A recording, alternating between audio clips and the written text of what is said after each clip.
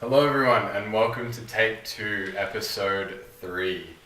I'm joined by Jamie, also known as Gandalf Effect. And I'm joined by Jacob, also known as Nbod, also known as Nbodo. Not too sure which one is more popular. Say hello. Greetings, ones. Greetings, Earthlings. Today we are unfortunately missing the personality of Ridge, also known as Ridgeosaurus. But He is feeling a little unwell, a bit under the weather. I heard the term hot snakes. Yeah, we won't get Whatever too that means. what did he eat? hot snakes. Yeah. We won't get too far into that. Today we're going to be talking about a couple of things. I think most of it's TV shows, right? I've got a TV show to talk about. I've got a couple to talk about. I've got Love, Death, and Robots to talk about. And have you got anything in particular that you can keep vague so there's still the reaction? Google. Okay. That alone, Google. that's mysterious. I want to start off because I am so proud. I've been watching TV shows. You guys know me as the one that games and does nothing else and is uncultured. What does this mean? And is a swine. Still haven't watched many movies. But I watched, so I binged The Umbrella Academy. Oh, hell yeah. That, I really liked it. The ending leaves a lot to, I guess, The wonder imagination. about. More questions. Yeah, but it doesn't ruin it. I mean, the comics explain all that. What Yeah. happens after that. But Yeah. it does leave a lot to the imagination. Yeah. I am quite... So, we're saying that, do you think series, for example, should try to upsell their comics and introduction of that source of media as a external source of what is happening, rather than movie? And a lot of like, fair amount of people, like you know, the whole soccer moms and stuff, don't really know much or even care about comics themselves. Everything their whole media intake from shows is from the digital platform. So do you think the streaming site should actually offer, like very much like, for example, Crunchyroll, they offer a manga section with their... No. Also have Netflix offer the comics. Yeah. Nah. Well, optional. Even like a source or a... I think there would be no harm to adding it, but there could be benefits. Like I think there could be a harm to adding it. In which way? It would defeat the purpose of watching the second season. As someone who doesn't personally read comics, but is... Yeah, which is understandable. Like, unless they're not planning to do one, or if there's enough, like For it's something like The Walking Dead, where it's exiting, even though the show is so old and it should just stop, they're exiting the comic storyline and going on their own path. Sure, offer the comic, offer the TV show, the two separate things. But when it's a direct extract of a book or manga or whatever, you offer your source, which is, in this case, the TV show. I just think that they stand to lose more than they gain from it. That's fair. Yeah, and the other TV show that I watched, which I would recommend for you, highly, mainly, is The Order.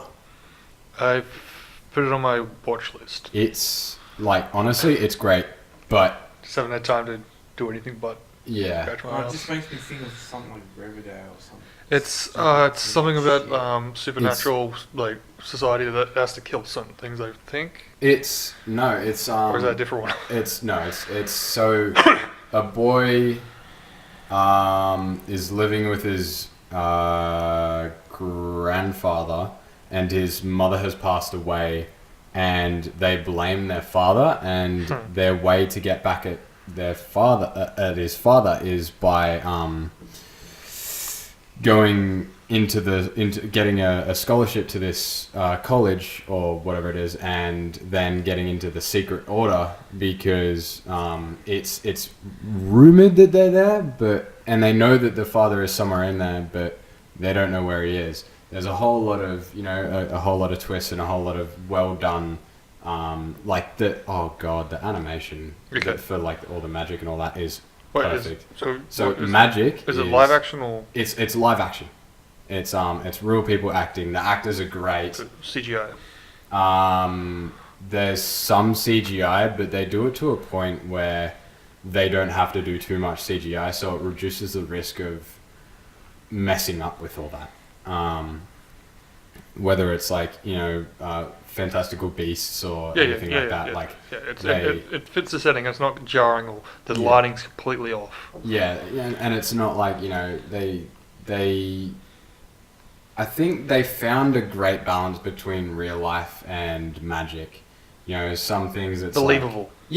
Not it's exploiting to everyone can summon money or other needs to. So it's like magic is real and you can learn it, but it takes a lot of practice to learn it. Like it's not like and a considerable toll. Yeah, there's always the same sense of D&D. A take back. So like every spell requires a sacrifice, whether it's just a small cut on your thumb, whether it's but like if you cast a spell. So is it leaning more towards like, for example, alchemist? I haven't. Fuck, forget the name now. What? Alchemist. Yeah, Fullmetal Alchemist. Oh no, I haven't seen that. The whole equivalent exchange to make something as massive as that, you need to sacrifice something as massive. Yeah. And so, like, if you do a small spell but you don't have a sacrifice, then it's like someone that you're walking with might trip over. It's like cause and effect. Yeah. And so it's like it's then again it goes into like the messages part of it where it's like, hey, like you got to realize that there's consequences for your actions, and it's like within it there's a whole lot of good messages and all that. I just hate the drama shit that's in those shows. Like, just be all action, casting magic, killing people off. The drama in it is very well tied into action, and like the main character is a sporty, like top of his class, smart, intelligent, charismatic character, and like they just tie in everything really well. Like it might not be action all the time, but it's always got your brain thinking. It's always it engages you really well. And how you're watching something. It's like those shows with like the love rectangles. Yeah. There's like 4 people that love each other, and they can't have each other because they're a part of their families are having a feud. Yeah, I think it's like I don't care. There isn't too much romance, honestly. Like there's a bit of a connection between the main character and someone that he meets, but like they're talking about, from what I've seen in the trailer, about that chick who's showing them around the campus at the start. Yeah, he just like charismatic takes over the female talk to me, let me love you forever. Yeah. Oh my god, you were there from the beginning, now we gotta make love. Yeah, but like honestly, they did the whole story really well. I'm really impressed with it. Understandably, a lot of people are really upset with the ending. Like, losing their minds over it, probably not going to watch season 2. Kind of upset. Is it like the equivalent, not that you've seen it, but Death Note? It's the equivalent of the getting kicked out of English in high school. I woke up from a dream. It's not exactly that, but it's something along those lines. The grandfather was the dad all along. Not that bad. Not that bad. He was using an illusion spell. I want to see like a or the kid is the father, just has amnesia, and the son. Yeah. No, I can recommend watching it. There's definitely going to be a season 2, but I have no idea how they're going to come back. I have no idea. A lot of shows just use the first season or pilot to establish a plot line, but then they will go into like that whole. Now we're in detective and cop and. They'll do their own thing. Happen? I'll have you know, Nicolas Cage has been a Spider-Man. That is all that I have to say. Yeah, it's quite a wonderful suit. And Superman. Moving away from this topic, has anyone else got anything to take us Well, away from going that back topic? to Umbrella Academy, Mm. the ending for that season, how would you compare those two endings? I didn't see the last few episodes. Umbrella Academy. Like the shock of that ending compared to the kind of see it coming ending of Umbrella Academy, but also it's really great in that. I think in that sense. It was quite honestly, it was a wholesome ending. I would call it a wholesome ending in Umbrella Academy, whereas the ending in A lot of loose ends. Yeah, it has a For lot good of loose reason. ends. Has it been 2 weeks? Oh yeah, 2 weeks spoiler thing, by the way. Definitely. If it's been 2 Umbrella weeks, Academy. then My appreciation of Probably the not the Umbrella order. Academy or the universe was the revelation of the time travelers. yeah. It gets bigger than that. Yeah. Well, with It gets time, a lot bigger than that. there's no limit. Yeah, Yeah. but it's more like, is it just this Earth, or is it? Because I'm annoyed I didn't realize when they had the whole ghost people. I'm like, wait a minute, all these people from different eras. That's cool as well, because obviously, 'Cause they have- yeah. spoiler, Klaus, you see him come off of his addiction. Well, he's not off of his addiction, but he comes off of the stint of drugs, Yeah. and his powers like escalate tenfold just from that Yeah. one thing. Just In the an comics, he is latent so power. overpowered. Later Yeah. powers. He's full on. He's Just insane. Actually gets the people to do things and able to interact, or Yeah. Yeah, he can like in the last episode where you see Ben literally Yeah. open up the Cthulhu portal, Cthulhu's tentacles coming out, whipping people up. Yeah. That's literally him summoning a person who then can still use their Yeah. powers. who So- exists in the real world. so couldn't they use the person's living still, their soul still? Well, he summons them. He summons their soul. All right, so he's a Pokemon catcher. Pretty much. Yeah. He catches dead people. Yeah. So have you seen the? I think they at one point they like high five or he gets slapped by Ben and that's when he first Yeah. realizes. Because he's I trying can to interact with take It's a drugs. cool Yeah. concept of a soul. I say soulless, but like a soul-wielding necromancer. Yeah. Yeah, it's like, raised dead, That there are would be illusions that only you can That'd see. be a cool D&D trope. It's like It's similar. They did the same thing with the Shadows of Mordor. Yeah. Or Shadows of War. Sorry. Yeah, where you've got the person inside of you. Uh, Well, I'm talking about Mordor. further on, spoilers stuff. I've only played Yeah. Mordor. But yeah, like I really like the whole ending for that because it's like it leaves a lot of possible doors. Like the one question that I have is, does Ben come back? Like, is he a real person again? Because with the ability to time travel, anything's possible. In Yeah. that sense. And the And mythos do of we- the fucking Do we necessarily H.P. know which way Lovecraft. they went? Back or forward? I think they went forward. well, I'm like 90% sure that they went forward.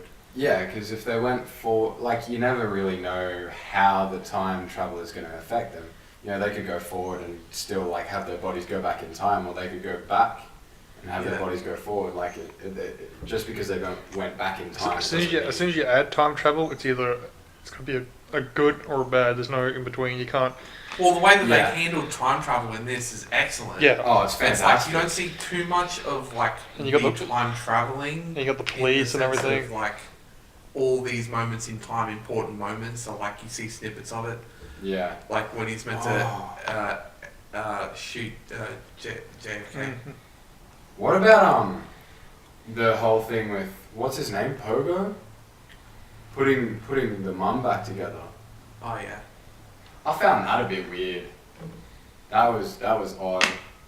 That was Also, they're all dead. yeah. They are now all dead. The world got nuked. Yeah. He got So- impaled. Yeah, he got That was pretty hard. crazy. That was Dude, Ellen Page is really good at that. yeah. She's really good in pretty much everything that I've seen her in, including Good on the screen, not outside of it. Yeah, she's made a few questionable things. Yeah, But, like- I don't really keep up with that drama actor stuff. It's like they're all trying to put their word out there. Yeah. But saying that, Even when they're I not feel in like, movies. but saying that, I do feel like she's more of a one type actor. Yeah. Like She- plays the same character pretty much. But she plays the role to the key. Like Yeah. she is her own trope. I mean, Yeah. in that sense of it, it's like she's choosing her roles well. yeah, exactly. That's what you can- I guess the directors are casting her in the correct Yeah. roles. Well, that's the thing, but like you decide whether you want to be that character. You can say no whenever you want. Yeah, and it's like you get you get the idea for a character, and then you get the actor, and then you sort of mold the character to be perfect for the actor. Yeah. So like you have the Especially tropes. when you have source material. Say you're making a movie and it doesn't necessarily have any source material, you can kind of mess around with it at that point. When you have source material, you really are choosing the actor that can play the role of that person Yeah. perfectly. I think So saying that, what would be your like far changing to your source material if you had one sentence? For example, like The Witcher, how far would you change the actor to your own universe? Okay, you could even God. argue. You could even argue with Marvel. They have their entire Yeah, no one in the Marvel movies. The characters don't have yeah, 'cause anywhere near the power that they the should have. Marvel universe is its own thing, which is because the Marvel universes, because there's so many But of it's them. still, and it still they takes can- from source material. Yeah, but yeah, they it's can very also much add the flavour in. So, for example, Marvel, I would only, or at the moment, I believe, is the only exemption from this rule because they have such a vast Well, yeah, array. the source material is every single way that this person can be is what you can go off of. yeah. Because even Captain America becomes a Nazi, becomes a Hydra agent, becomes a, you know what I mean? So Yeah, and there's every which way. yeah, that there's they can also go. there's also a world which I really hope they would make into a really dark movie, which is where superheroes never everything just went wrong. Like Shazam's Bruce Banner steps in Shazam, front of the Captain the Marvel? gamma bomb, and he turns into a tumorous, like green, disgusting glob, Or like and just wants to die. And they're testing on him and stuff, and Yeah. there's nothing he can do. He's not the Hulk. He's just a hulking tumor. he's the blob. Yeah, Yeah. it's like stuff like that. That would be an awesome movie. Yeah. Just to see like the worst side of superheroes. I'd like to see a movie about a villain, like from start to finish. The Joker movie. okay, so when you say villain, are you saying anti-hero or straight up villain? I mean, like I'm talking like Where the villain wins in the end, or Yeah, the it's villain just a wins. villain's perspective, as in like almost. I guess that's still anti-hero. Where I'm just about to say Suicide Squad, which is getting a reboot. Mm. Yeah, and it's going to be James Gunn, who is also now working on Back on, yeah. Guardians of the Galaxy 3. They caved in. So it's like double agent.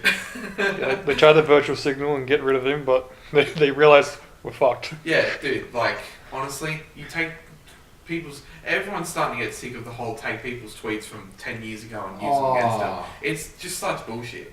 It's like, you think people don't change in 10 years? It's even so now with especially with Hollywood and like any and all award shows that everyone should, or I guess everyone, but those who are accepting rewards are just patting themselves on the back, saying things that people already know.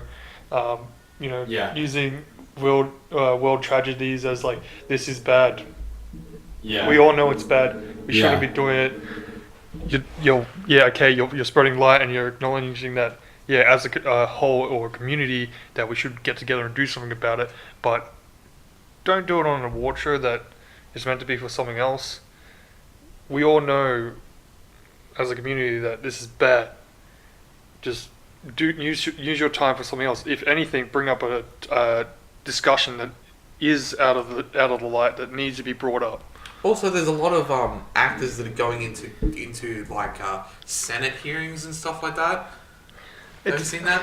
I haven't. For There's example, a lot of like- actors that have shown up for Senate hearings and they've got their views and opinions on stuff, and it's like, that's fine. Even I'm okay with that. Kim Kardashian, Oval Office No, stuff. I Yeah, She got going that. She to got meeting that Trump. woman out of the out of jail. Yeah, wrong. I think she was wrongfully accused. Yeah. Yeah. She was a big thing that she was trying to do. That's alright.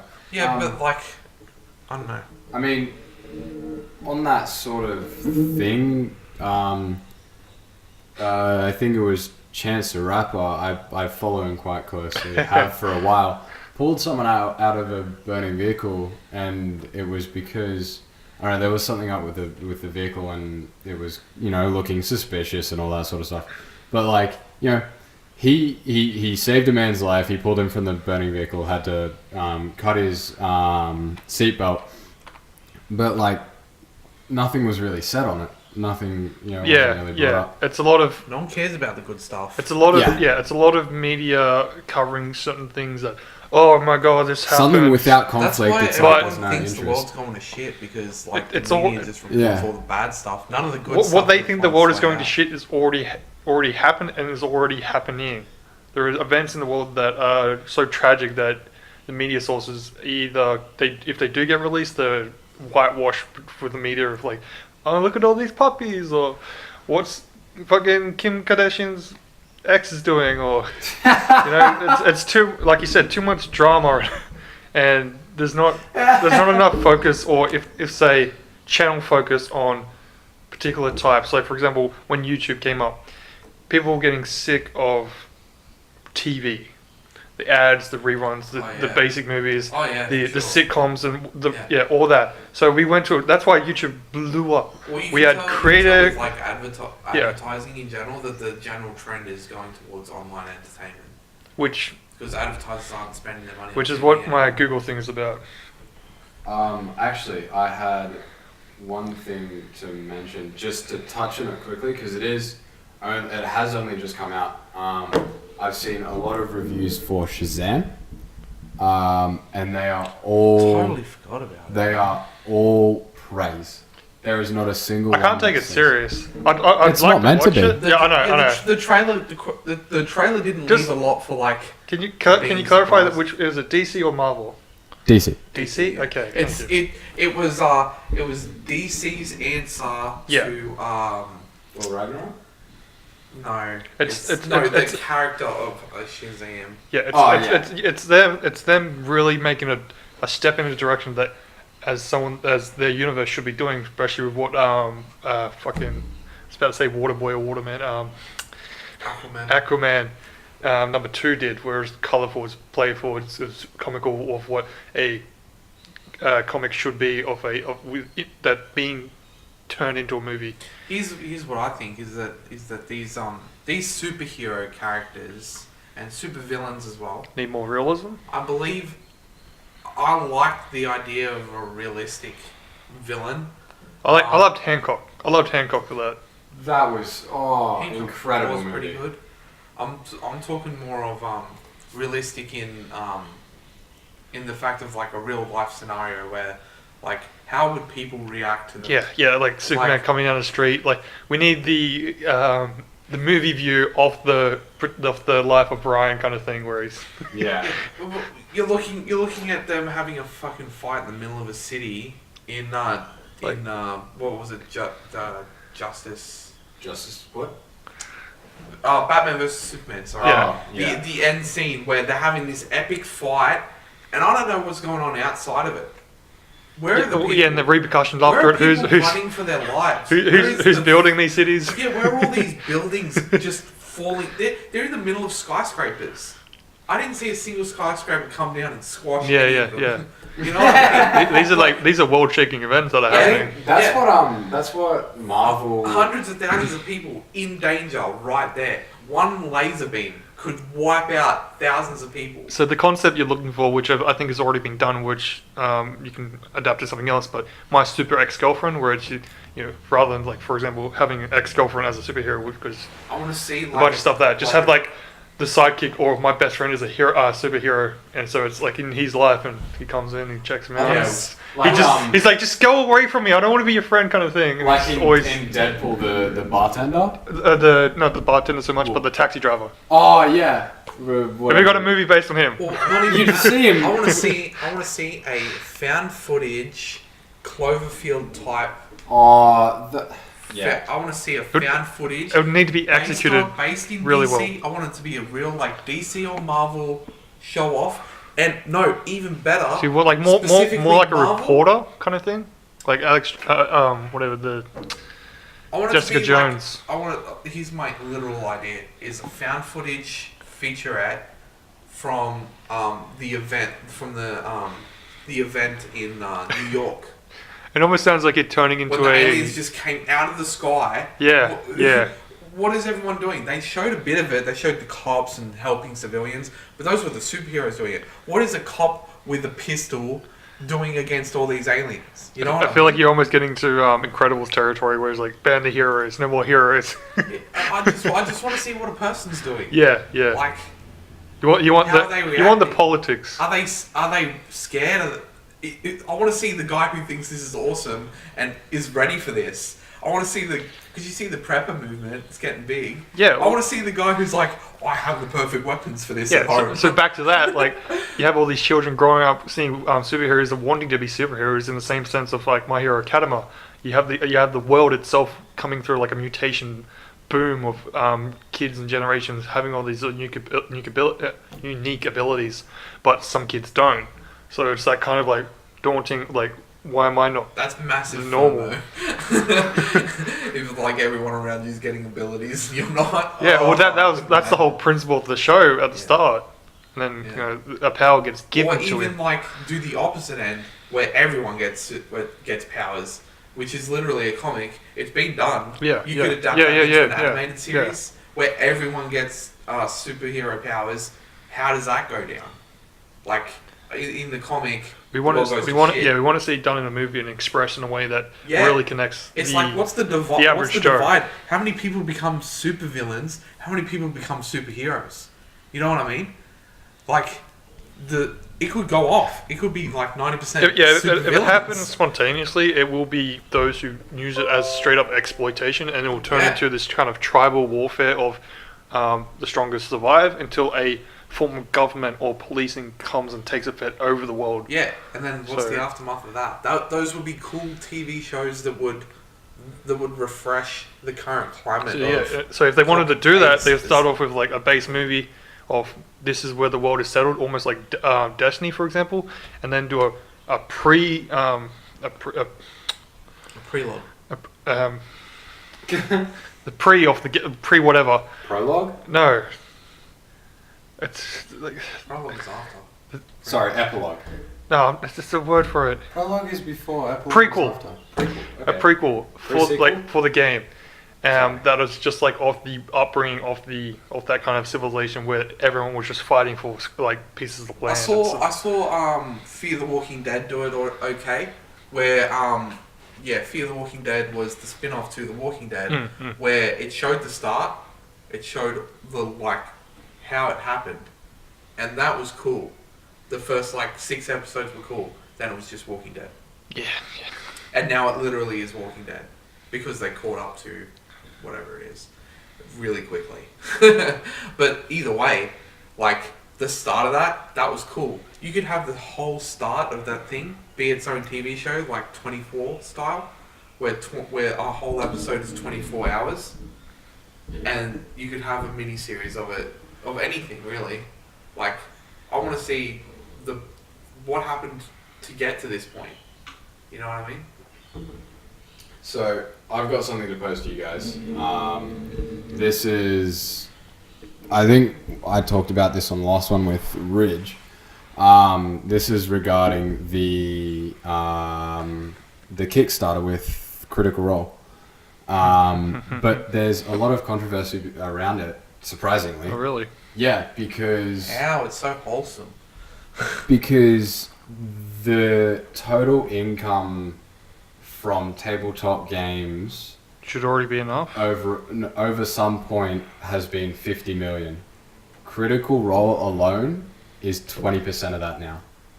They are 20% of all income for tabletop games. Is that with the Kickstarter? Yeah. Okay. So they've made about I think it's 7.7 million. It definitely looks bad, but Yeah, as for last a good count, graces, we won't know until what they release because the expectation and the quality that the fan base is expecting of them is like equivalent, if not better, than what Marvel is with what they plan to do. But from what I've seen, they're going to handle it. I wouldn't say that. I would say that on that connection level. Well, yeah. As far as production quality, it would have to be really good. But Marvel movies are in hundreds of millions. Yeah. You have to manage expectations. That's a I lot believe that what they want to actors create is what they will create. Yeah. And these stretch goals will be paid for with that extra money. Yeah, I think they've got decent stretch. They have no reason to fail. Yeah, they have no reason to fail. And they I have think, everything that they need now, obviously. Yeah. And like it's they're going to want to do so well because not only because they want to like give back to the community that has just given them so much, and like it's just there's so much love in that community, but what it is it's them going back to their roots because Matthew Mercer, like incredible voice actor, and not only that, but like the sound effects that he can make like just as himself, like with dragons or with demonic creatures, like it doesn't really matter what he does it incredibly. And then with him with the others, so you've got like Emmy Award winner Sam Riegel, who has a musical background, so he's done most of the music. You got Laura Bailey and Ashley Johnson. Ashley Johnson is in Blind Spot, I believe, a TV show that's kind of big in America, maybe. I've heard a lot of flack for it as well, that she's maybe wasting her talent there, but there's like it's them going back to their roots, and it's just like they've taken a full circle. They started out voice actors, then they went to this, so they did the comic, and then they got to do like an animated comic where it was like them talking as their characters, explaining their backstory before the YouTube series came out. And then there's going to be this whole animated arc to animate the story that they had before they put it on YouTube. And so it's taken a full circle, and they've gone back to their roots, and they're showing that by showing what it was like.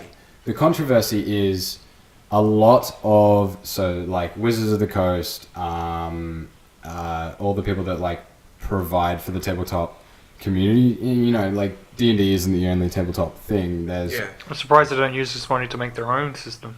Yeah, and so like the other thing is, does Wizards of the Coast get money because... Oh, they're definitely getting the publicity about it. Like everyone, like D&D this D&D year, has 5e is it's blown up. It's massive. I mean, I don't think that they should earn anything from it. I mean, you're just using. Well, they're passively benefiting from success. Passively, yes, they deserve every bit of credit. It's but like I don't think monetarily it's the same way of what a game would use an engine with. Yeah, it's like, do you just give credit to them, or do they get a percent?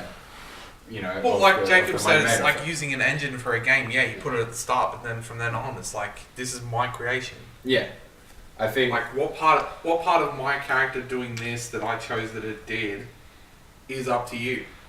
I think. So, are you more going into that because Critical Role is making a story within the Wizard of the Coast universe, that they feel some sense of license between each other, or Wizards of the Coast? I might be wrong here, but I mentioned Wizards of the Coast because I'm talking about the people that own 5th edition Dungeons and Dragons. D&D. Yeah, so like, and then there's also more controversy about that. I'll bring that up later. Wizard of the Coast is... But are you saying that they feel like they should benefit from this monetarily? A lot of people that are in the tabletop community are a bit sour that Critical Role has just gone, hey guys, we want to do a Kickstarter, and has like in 15 days. There's always one, honestly. There's a lot of people that like, they're upset. You can see where they're coming from. Yeah, and I can understand it. Like, that's fair. I'd be a bit upset. Well, I have been upset when you guys absolutely killed it with streaming, but that's because you guys put in the work and I didn't. And so I streamed for 2 years, but I didn't dedicate to it. I did it and I was into it, it was fun, but I didn't dedicate to it. And I think that's another thing that affects it. So Wizards of the Coast made the game and they did all that, and it's cool and whatever, but then Critical Role took the game, they dedicated every week to it, they Matthew Mercer has spent hours upon hours building his own world and has made everything in and out and about it, and he's got an answer for everything, and he's mastered the art of DMing. I would say he set the gold standard. He's but then also he completely understands that he's still got stuff to learn. Every session in D&D, you learn something new. Yeah, exactly. And so whether it's about the game itself or other players, you form a new sense of connection that you can then take for your next session. Well, here's the thing. Look, if they weren't, if the makers of D&D were not benefiting passively from this, as in the revenue from selling books, merchandise, dice, whatever they sell, all of their material, if they were not passively benefiting, sure. Be angry. I highly disagree with their bloody online model with that D&D Beyond. Oh, what do you mean? Well, especially with someone that purchases all the books and likes getting the alternate covers and stuff. Oh, the way that they do, you can have, as a DM, you can have D&D Beyond. You can subscribe and you can buy the books, but even as just a player, you can't even create a full character unless you have the particular books. So your stock standard PHB character build. You can't make any classes from any other book. You can't make any races. But then I also if you pitch it, if you're a DM and you have 6 other players, by all means, if you're dedicated to it with online as a DM, because he has all that content, he can then give it a free code out to your players to do it. Everyone can then join in and create the players using those books. So it's one person buys one book and 7 other people get it. So it balances out, and I think you can still go out and get the alternate books, and it's good for those that are going to be doing online for a regular basis, but it's negative for those who want to try and get into it but only can do it online and don't have a DM, so someone has to fork out quite a bit of money to get in. Look, it's a high buy-in. Yeah, it's to get started, you really have to be committed, you have to be sure, and I think that's how I did it. I was borrowing books. Guys. And look, I think they've handled it really well, because even if you want to just learn a little bit, you can go out and spend, I think it's $25 on the starter kit. You get a set of dice, you get Minds of Fandelver, you get 6 pre-made characters, you get the basic rule set, and you get... As a DM. Yeah. As the DM, and then you can also you can read through the basic rules, and I'm pretty sure that's a simplified. Let's be honest. You can get the books. Yeah. You don't have to pay for the books. Yeah. There's a little thing called Pirate Bay. Yeah. Well, not even Pirate Bay. There's we don't condone that. Yeah. No. No one condones it, but it happens. If you're really that desperate to get a hold of material.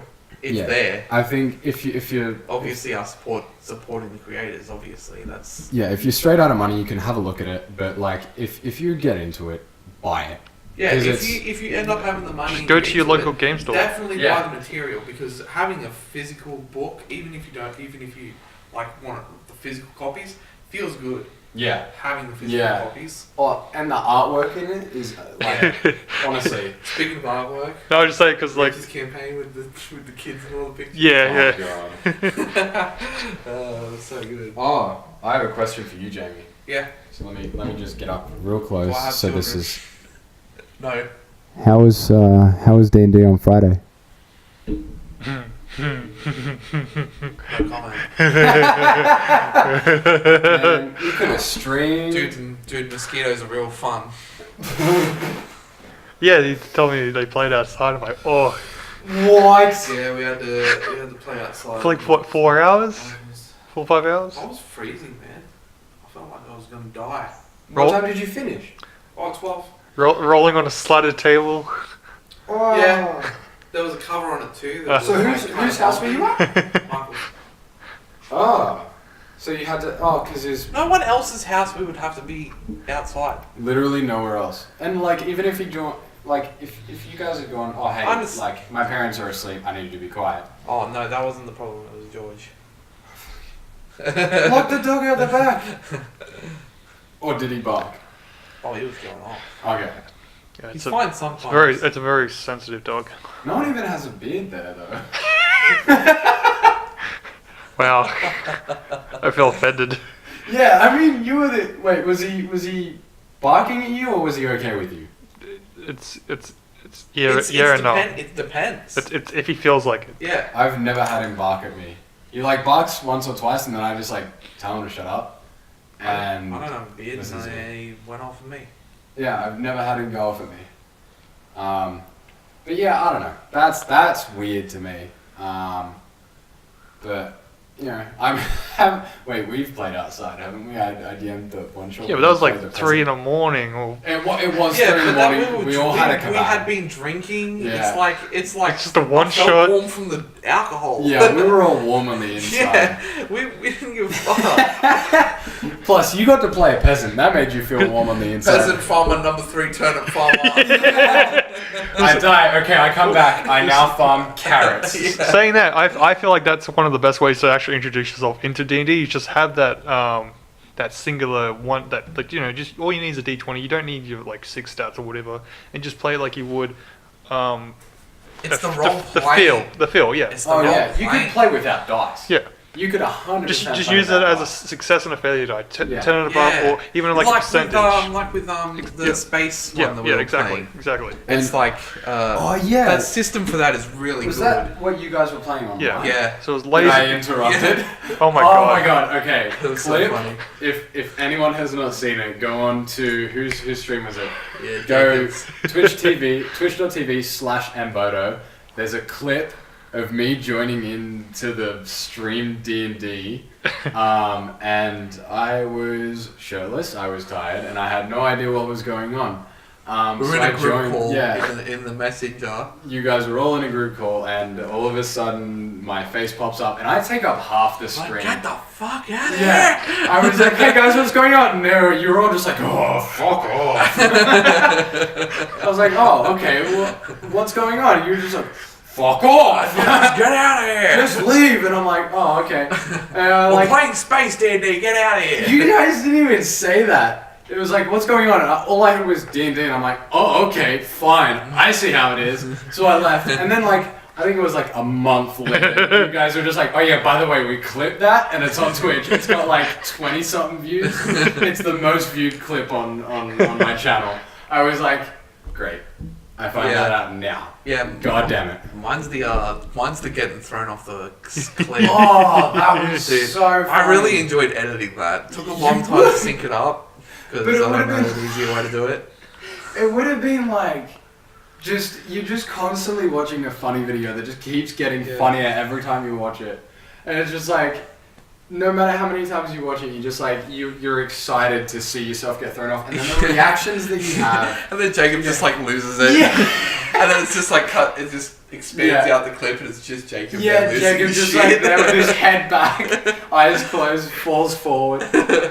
Honestly, I think we need to go through a lot of our Twitch stuff and edit a couple of videos together because we've got a lot of. Dude, I want to get the whole conspiracy theory that happened and like edit it to be like really like dark music and like. I think if you go through the VOD, you can actually get a snippet of the Twitch chat. I'm just gonna download the whole thing. Yeah, like Just get to it. yeah, It's a lot of hours. But That's your actually a C drive again.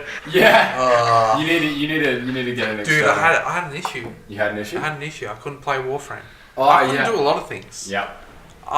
Afterthought, I couldn't do a lot of things on my computer, but Warframe was the big one because I love streaming it.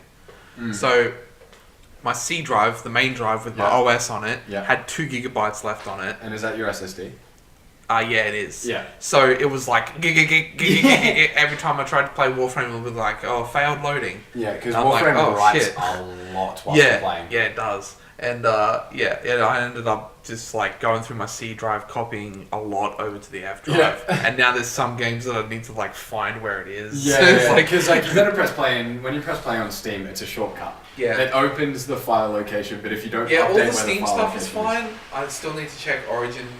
Oh I yeah, still need to check a bunch of those launches. that might be something else that might be something else that we can talk about. Season 1, Apex Legends. Yeah, I heard that it's not doing well.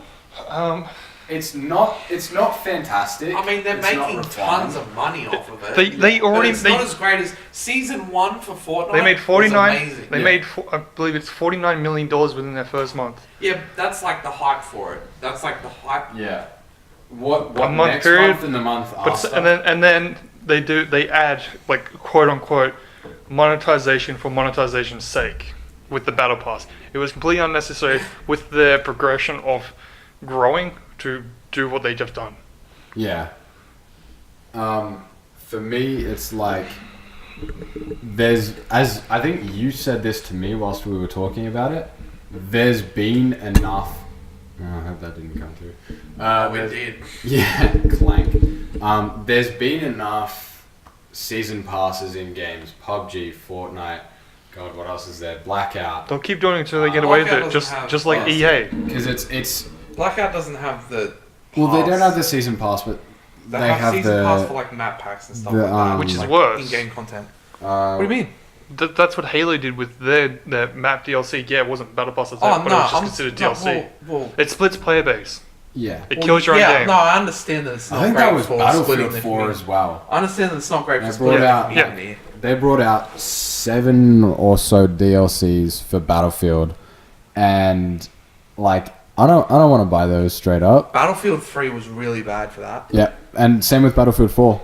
Oh yeah, Battlefield 4 was a shit show. They had like Final Stand. They released Final Stand for free, so like a lot of people then got that. But then they ended the free like period. So like then there were heaps of servers that had Final Stand, and then it was just sort of like, well, now there's like servers that are split with a player At base. least with Battlefield 3, the best maps were the original maps. So Oh yeah, so you saw like 90% of the player base were just playing like yeah, the original maps anyway.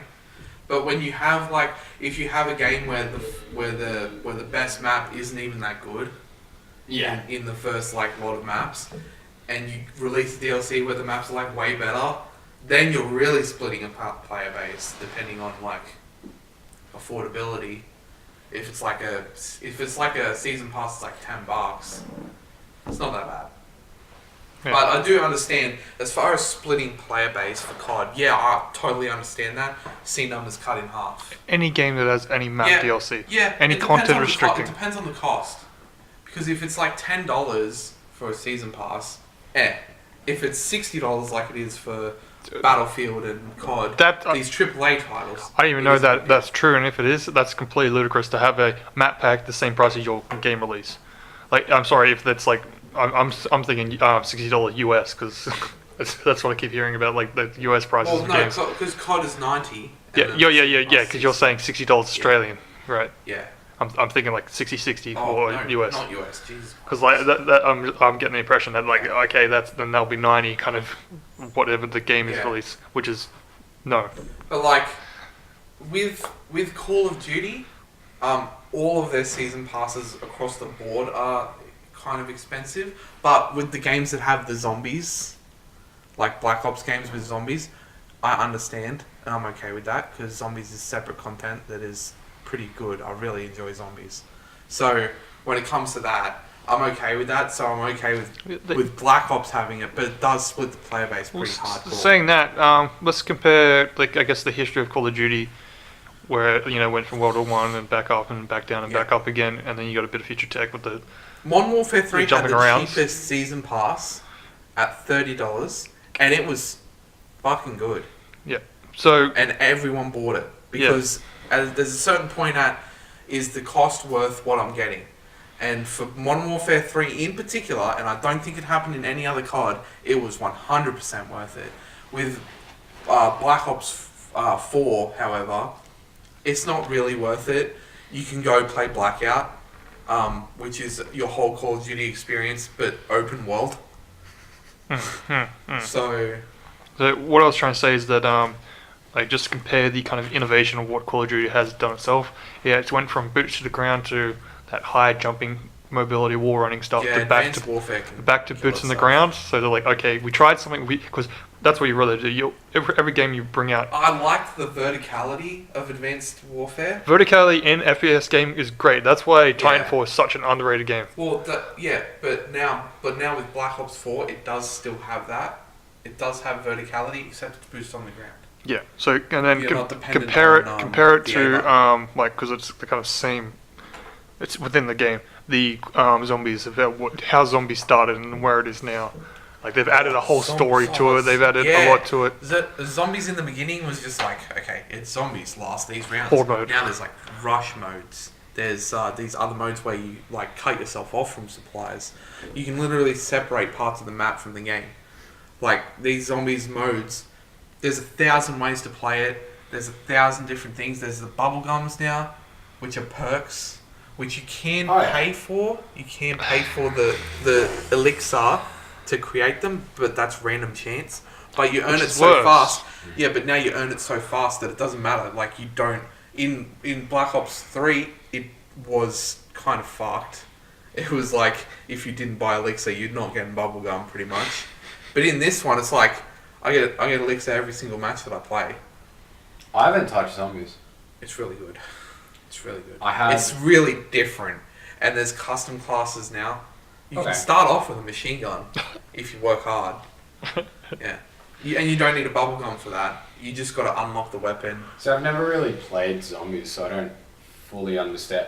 Like, the zombies that I played the most was Zombies is like the core. World at War. Zombies is the core looter shooter with a instant reward. Yeah. It's just like if you like the satisfaction of destroying something in Call of Duty, play zombies. Because it's literally just head popping satisfaction. It's like there's even like perks where you can get it where it plays a sound when you pop pop a zombie's head. It's like yay! Yeah. It's like in what is in Halo with the birthday. Yeah. Oh, that was the Getting that best. skull was great. Yeah. Yay! So another game that just, I guess, came out. I'm gonna direct this towards you, Jamie.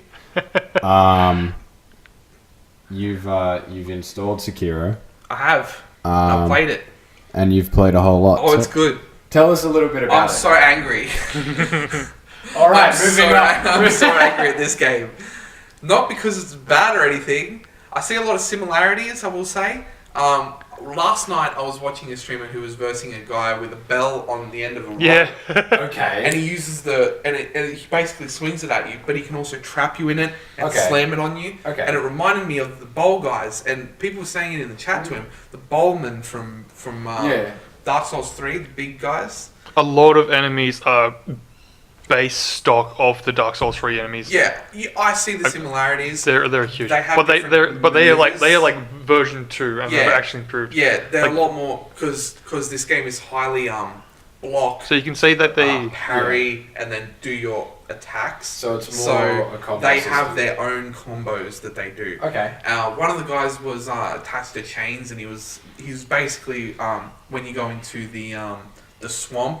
Yeah. Where you see those guys that are attached to the cross and they got the the big guys that like grab you and fuck you up real bad. They have the exact same attack pattern, but Pretty they much do that, more. except they do like a lot of fly kicks where they'll jump up in the air and try to kick you. That's cool. That's really cool. And Brent and I were talking about it because Brent's been playing it like. Dude, he hasn't stopped. Yeah, he played a little bit of Overwatch last night, but he went straight back to it. And the guy like jumps up in the air and then goes to kick you like that. But if you move in any direction, he just moves. He just like mid-air just moves in your direction. So I think they need to update the game for like, I don't know, maybe it's ludicrous like that for a reason. But you should be able to dodge it. You can dodge it, it's quite easy to dodge, but like, why? Is he moving like that? I've seen. Okay, so I was on a wiki for Dark Souls 3 because I've completed the first run through finally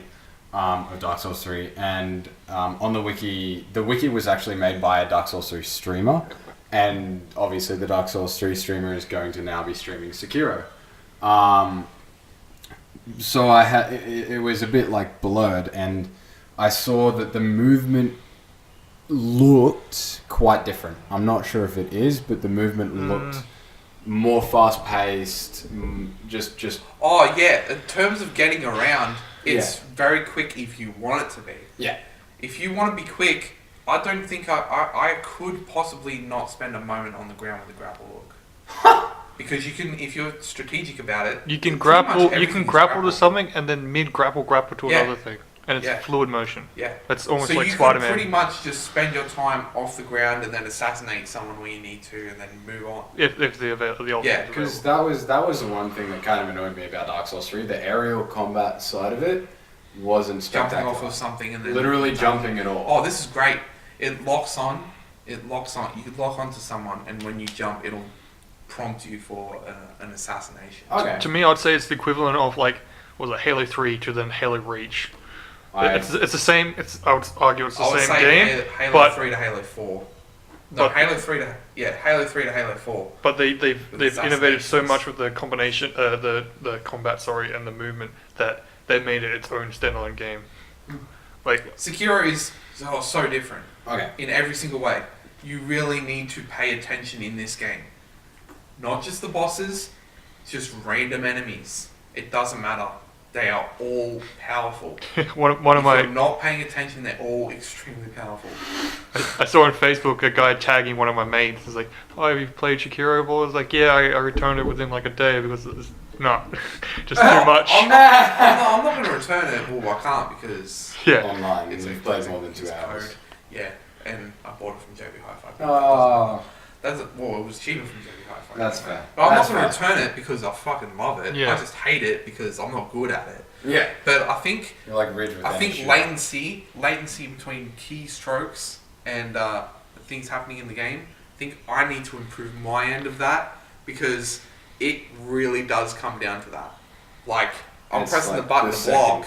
And there's that little moment there where he's not doing it. The movement where it goes it's not I know it's not the game.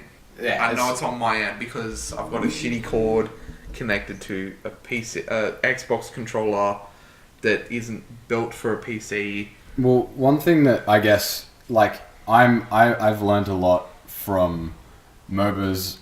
One of the main things that you learn about is like when you have an ability that has a tiny little cast time where your character has to get through the animation, whether it's a skill shot or like one of the favorite characters that I play has a thing that it's basically a cleanse, so it gets rid of all CC and all that, but there's a casting time. It's about half a second. So if you see that you're about to get hit by CC, you can time it so you start the animation, you get hit, and then you instantly eat it. So it's like you never really got hit. You should play WoW PvP. That's what it all is. Reacting to reacting. Yeah. So like in some games where like you block, you parry or anything like that, it's like parrying in Dark Souls 3. You have to predict when they're going to attack. You have to really get that right every time. Yeah. Sekiro is a lot more forgiving because it's heavily dependent on it. Yeah. And so it's like it's learning that mechanic of like, you know, whether there's a cast time or whether it's like a time to bring up your shield to block. Or that does annoy me when games do that, where it's like, okay, this boss has an attack pattern, there's only 2 opportunities to attack, and I can only do one swing during that time, and then everything else is waiting. Yeah. Well, that's the thing in Sekiro. It's a lot. It depends on what you do to what they do. So they have their set movement, but if you do something, it will change that movement completely. And once you get them down to halfway, even the normal enemies, or the guys that are above the little zealots, when you go to attack them, they also change things up. So the game is very tactical. You don't have to kill anyone for a very long time if you don't want to. There's a lot of wall skirting. There's a lot of grappling that you can do to just get around places and no one will ever see you. But as they said, you cannot do a pacifist run. Oh, no, you can't. No, there's no way. Yeah. You have to fight some people, but the amount of people that you have to fight is minute compared to what you can fight. There's and I'd suggest not fighting bosses. Everything. If you want to go far, don't fight everything because it's not worth it because everything is powerful if you're not paying attention. So, what are the game mechanics comparably? Because you played a decent bit of Dark Souls. 3? Because you got up to at least. Yeah, I've finished Dark Souls. So you've 3. killed the Lord of Sinner or whatever it is. Yeah, and I've done 2 more run-throughs about halfway through the game. Okay. I'm up to the Pontiff on 2 more run-throughs. So comparably, the main mechanics that I'd say going from Dark Souls 3 to Sekiro is the Estus. It's a poise recovery instant. I haven't seen an upgradable healing system. Okay. It's more items that you pick more. up. You get more. I believe that from what I've played, what I do have is one thing that I can use to heal at the start, and I have it every time. It's basically Estus Flask. Okay. But I haven't. You can get more of them. Myself. You get more. Yeah, I believe you do. Yeah, I just haven't gotten more myself. But yeah, I don't know if you can upgrade them to make them more powerful, but they're pretty good. They get you pretty much all your health back, as far as I know from the health that I have. The tools, I have got the shuriken tool for the arm. Basically just pretty much machine guns, shurikens. So is that like the throwing knives in Dark Souls? Shuriken's little star. Yeah, but like the equivalent mechanic is. Yeah, so it's like when you kill an enemy. Oh yeah, it's more of a stunning tool. Okay. Interrupting. Yeah, it interrupts like a combo that they're doing. Okay. Which are fucked. If I can Combos pose are something fast. to you guys, do you think if I consider Sekiro dies twice as Dark Souls 2, and I've never played that. Definitely not. And consider like say Dark Souls 3 as in Dark Souls 1. Putting that in that comparison as what you expect a sequel to be from an upgrade. I think it's just a different game. Yes, I understand that it's a completely different game. I'm just saying.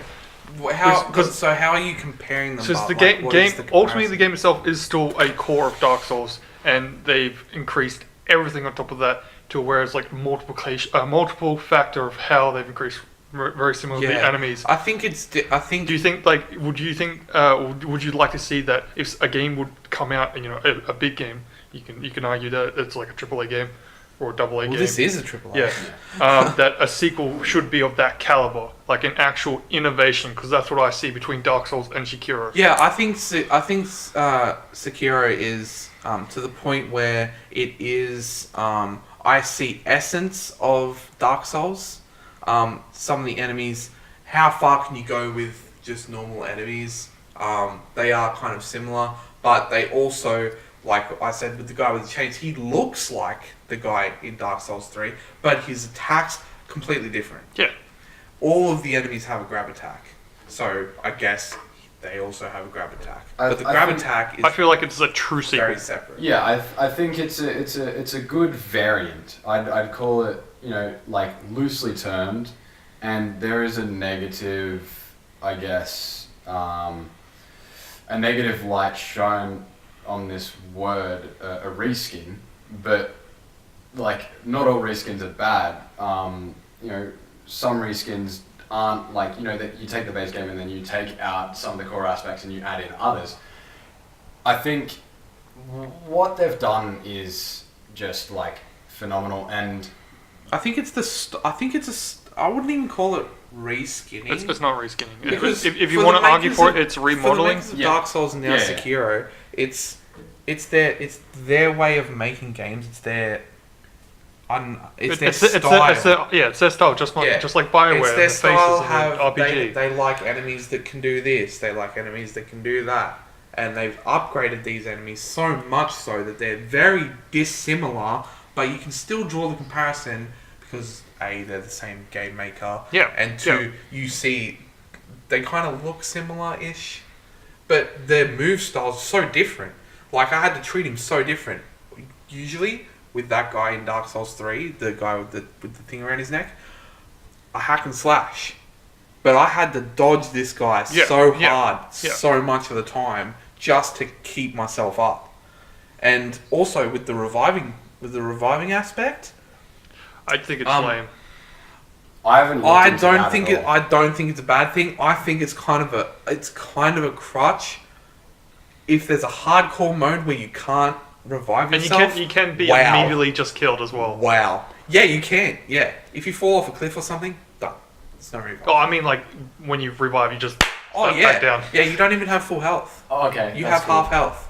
Okay. And they're waiting for you. They know you're coming back. Or sometimes. Yeah. Sometimes. So what's Yeah. the term for the revival? Like, I'd is say it's.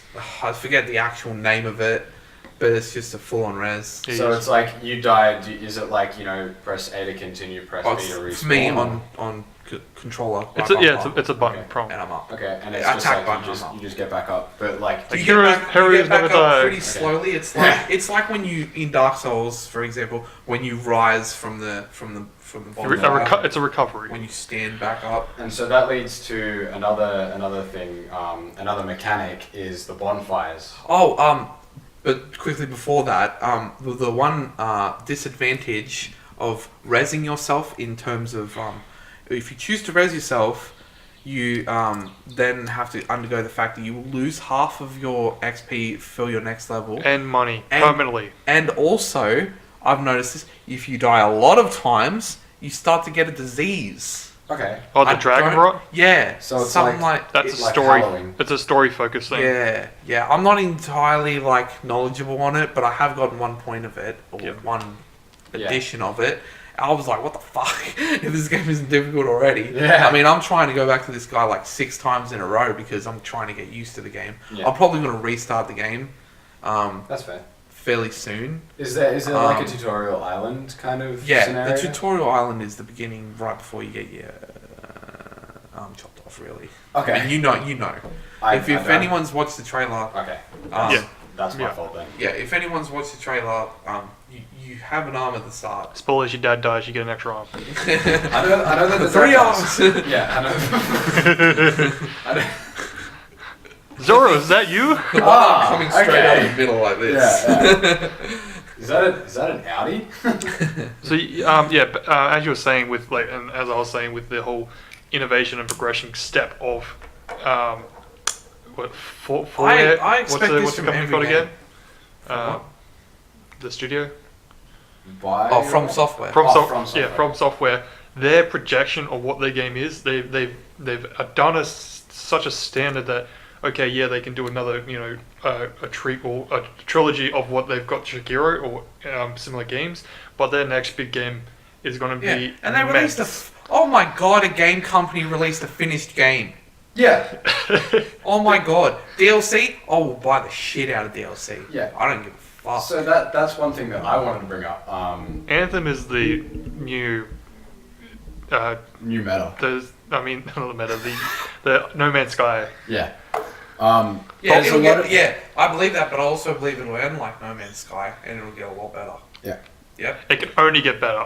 Well, Yeah. it could get worse. They could go back. Yeah. They've Like done they've it done. twice already. Yeah, like they've done. They could go back. So don't say that, because they might. So there's don't want to really dwell on Sekiro Yeah. for too much longer, but talking about the company, the developers like From Software and anyone else who's involved in the creation of those. A lesson in getting it right. Am I right? in those Like- games. So there's literally no real downfall to the whole company. There's DLC for Dark Souls 3. I haven't personally played it, but you guys Oh yeah. have. Yep. It's good. There's no pay to win. There's no anything like that. I mean, not to an extreme extent like there is You can get nowadays. weapons from the DLC. It's a concept of so you're putting it into a point of is PvP the end goal or the primary focus of the game? No, it's a solo single co-op kind of story play, Yeah. because any game that's that kind of focus, like a PvE focus, is not pay to win. Yeah. Yeah, it ruins and sullies the experience of those who actually get to that point because, I got here because of this. Well, no, you didn't. Yeah. Yeah. Well, how can you prove it? Yeah. We've got a market full of boxes that can give you everything that you need to get up there. Yeah. So it ruins that kind of. Well, From rewards. Software, I don't think has released a single game with microtransactions. No. And that's another thing. They're literally just. If you want to get it right, look at this company over here. They're Yeah. spending a lot of time on these games. They're not necessarily making the big bucks either. Yeah. They will from this game. Yeah. For Well, sure. And you they say kind that. of That's did that's from why Dark Souls 3. I'm even more annoyed about Anthem. They have so much previous examples to go off. They shouldn't be making these mistakes. Yeah. I mean, yes, but it's happened and it's Yeah. done. and they should have just spent more time on the game. I just want more transparency to From Software. Is it the developer or is it the actual publisher? Like, how much sway is the publisher giving? We know that, they're gonna tell them to add. There was huge issues in the making of Anthem. Oh, yeah. Creative directors leaving and stuff like that. I didn't expect it to be a 1-to-1 great game, but I still bought it because I believe in it. I believe in the game, and I know it's a No Man's Sky situation. But in saying that, I believe it's a No Man's Sky situation. It'll get better. And I'll come back to the game, and I'll love playing it, because there's going to be all this content. But unfortunately, it will never be the same because of how the gaming goes. Well, No Man's Sky got a huge bump. It was huge for a long time after its recent huge update. But it will never be that. Even I bought it after that. I probably arguably with Rainbow Six and Ubisoft, which is being great, that they're actually sticking with games and fixing them, in a sense. Yeah. But most games have, like, after their shelf life. Yeah, but then even with those games, it gets to the point you're beating a dead horse. How many operators can you introduce to the game before it's like? But it's a concept of game that, I guess, much like Overwatch, that it doesn't need a sequel. It's game on its own that can just be a live service game, a proper live service game. Yeah. Not this RPG roadmap. Every game is still trying to catch up to WoW. I was saying this yesterday. Yeah, that was a really good point that you raised yesterday. Every game is still monetarily trying to catch up to WoW. WoW has just, like, they've got such a strong player base.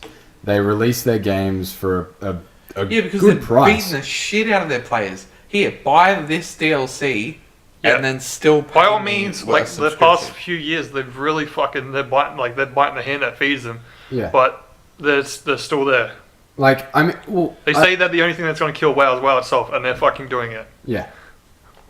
But, like, they've been out for what, 14 years or something. They released their game. Yeah, they've released their game, and each expansion pack thereafter is for a reasonable price. I would pay $60. It's equivalent of a full-fledged game. Yeah, that it's is over like a 2-3 year period. Like, you're getting. Yeah, but imagine being someone who's been there from the beginning. Yeah. From the very beginning. But there's You also bought the potential game, to make money out of it. You have the subscription, and then every single year you're buying DLC for this game. Yep. And you're still paying. Not the subscription, because I'll argue against that.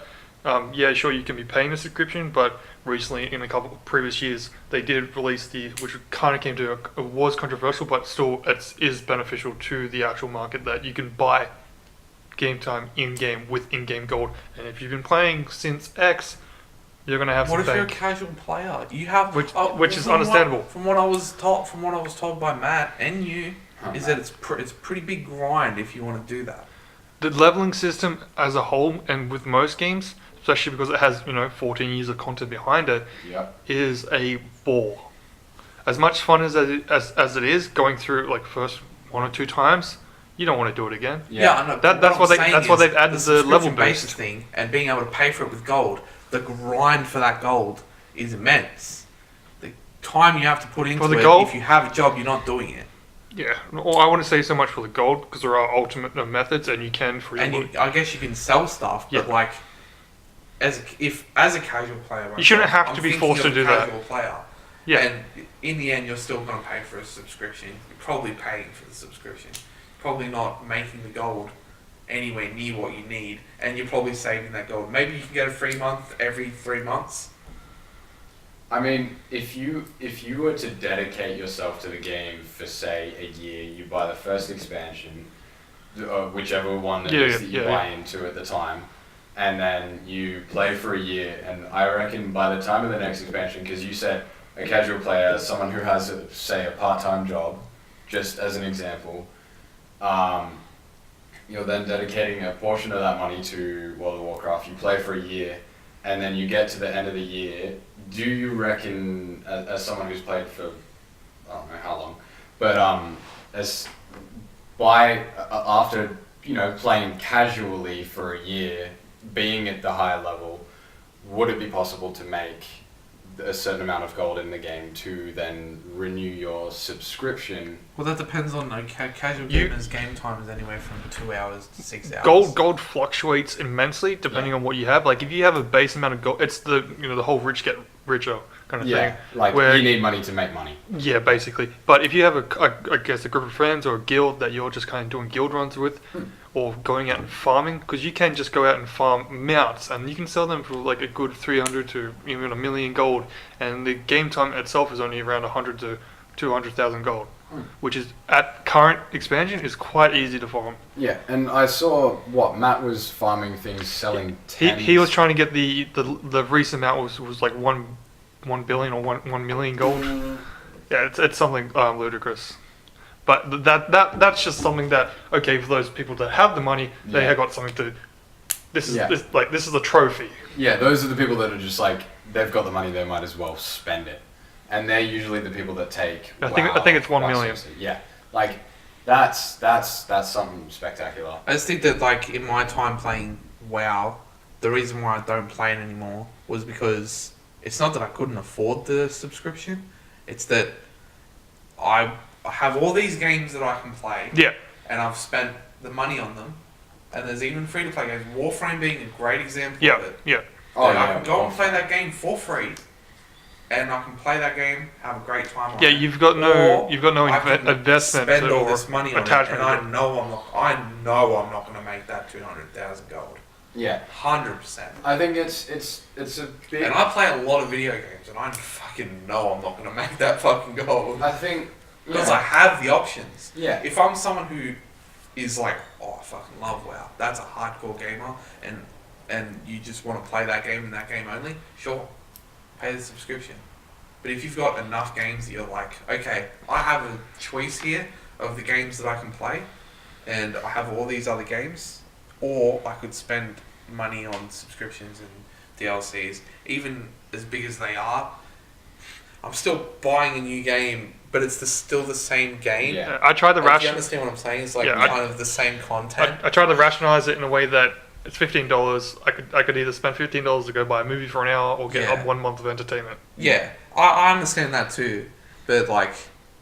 But I have the luxury of having like a full-time job. So.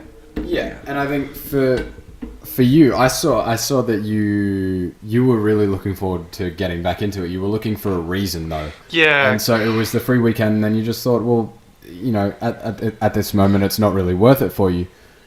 What is free weekend for you anyway? Yeah, could you? Well, because you're paying for it anyway. I don't subscribe. I just buy time because I know he buys his month and then cancels his subscription straight away. No, not even that. Because it's like $1.50 extra, $16.50 or something, or $14.50 to buy 30-day in-game game time that I just use. It adds. It's just like your day counter. It's not a renewal thing. It's not nothing. I just buy it from the store because I know that.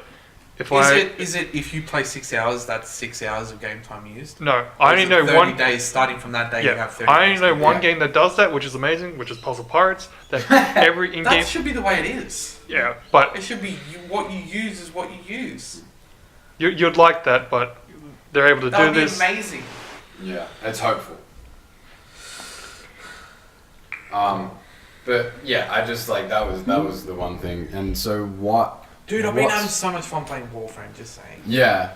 Stream the shit out of it. I've got 61 hours already. Oh my god. I've played the game for like a month, basically. You've been playing that game more than I have, and I started playing that game like 3 years I just love it so much. I'm getting to the point where it's kind of hard to find things to do. Yeah. I know there's so much to do. Well, see, it's like being in a grocery store and looking at all these things. So what you're going through is that kind of growing pain of getting into an MMO that I need to grind up and get to that mid-max tier. I just got another Master Rank last night, Master Rank 7, so now I've got a new plethora of weapons that I can get just like that guy said before, he's like, he wants that fix, that's that Master Rank fix. Yeah.